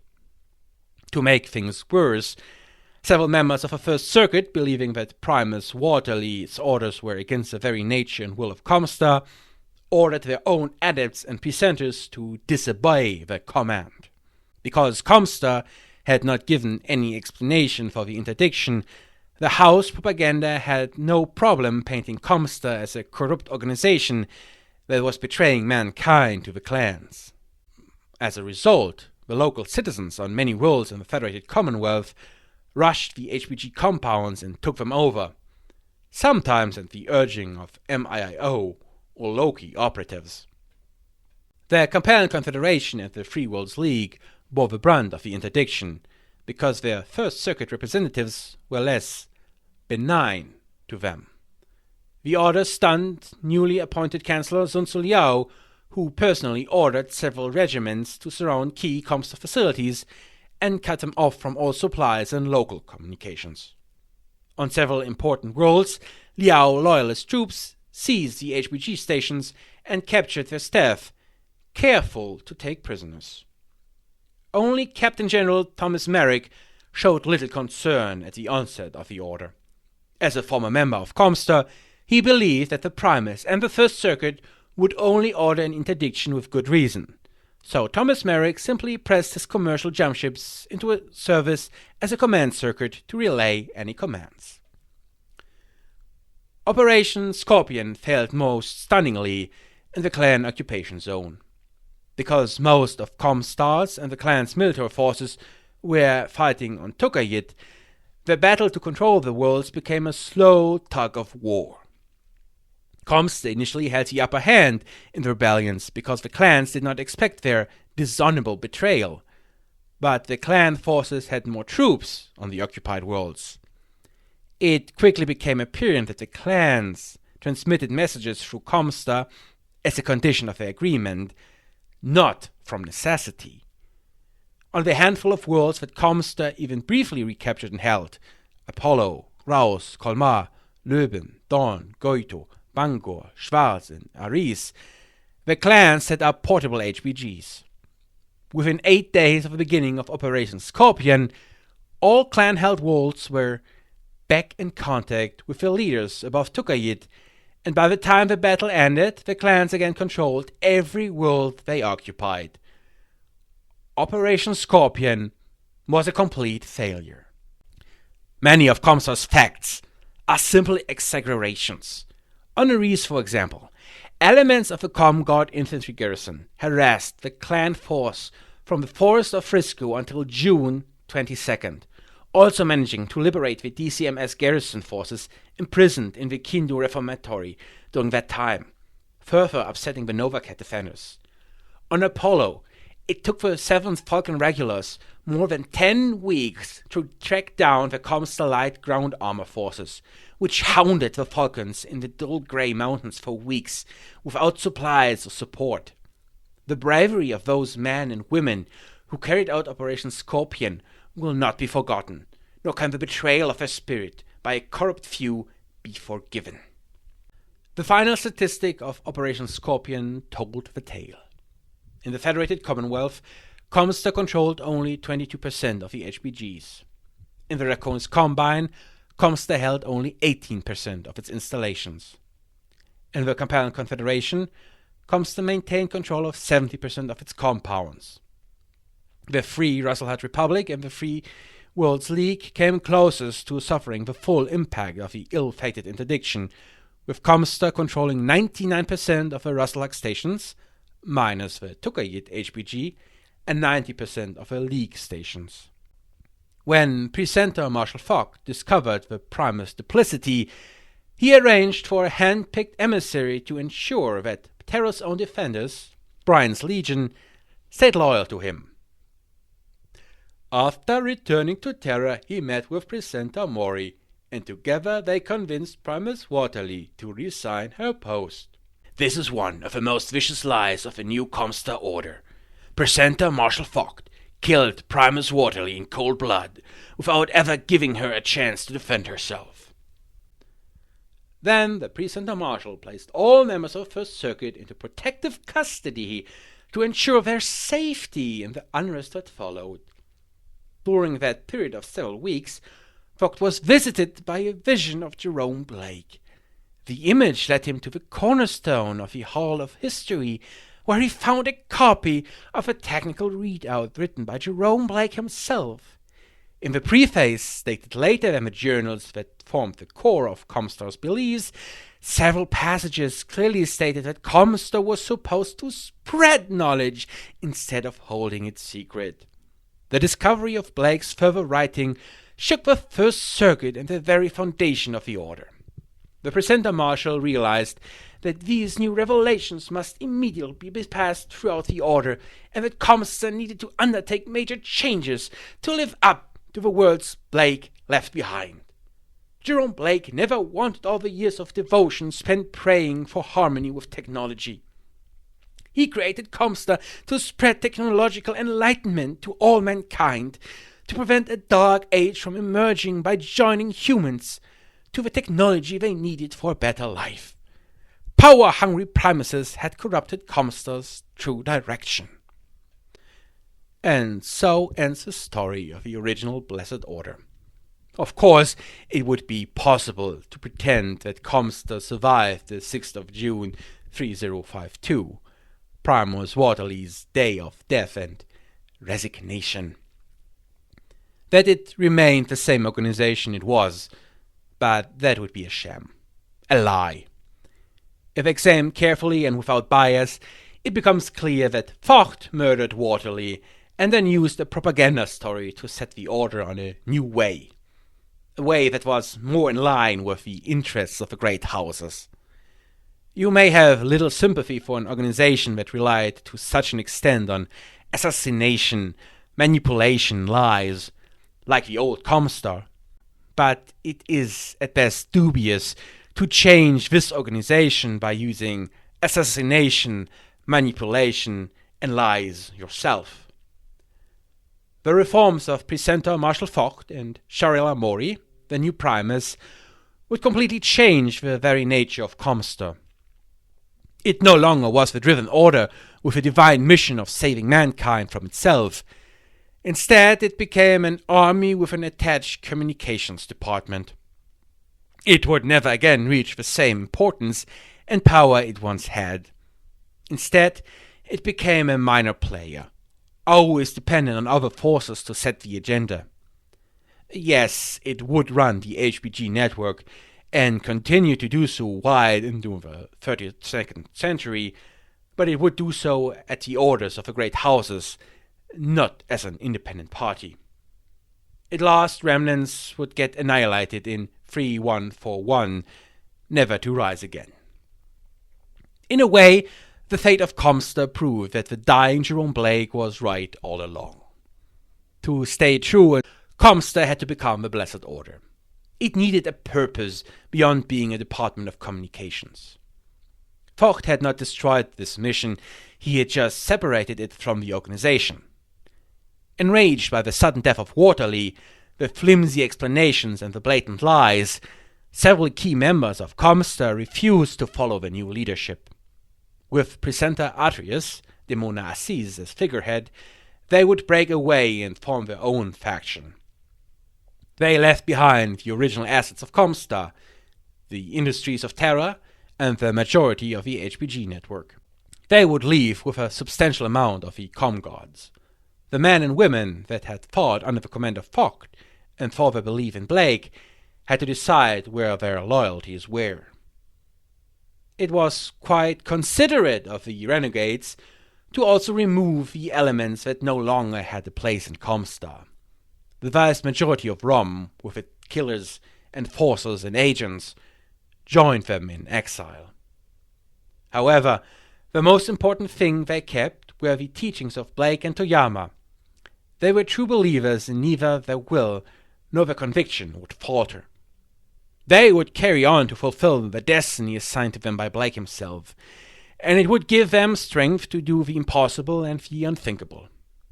They too would fall, but it would not be a slow fade away with a rotten death. They would go down in a blaze of glory. But they were no longer ComStar. They were the word of Blake.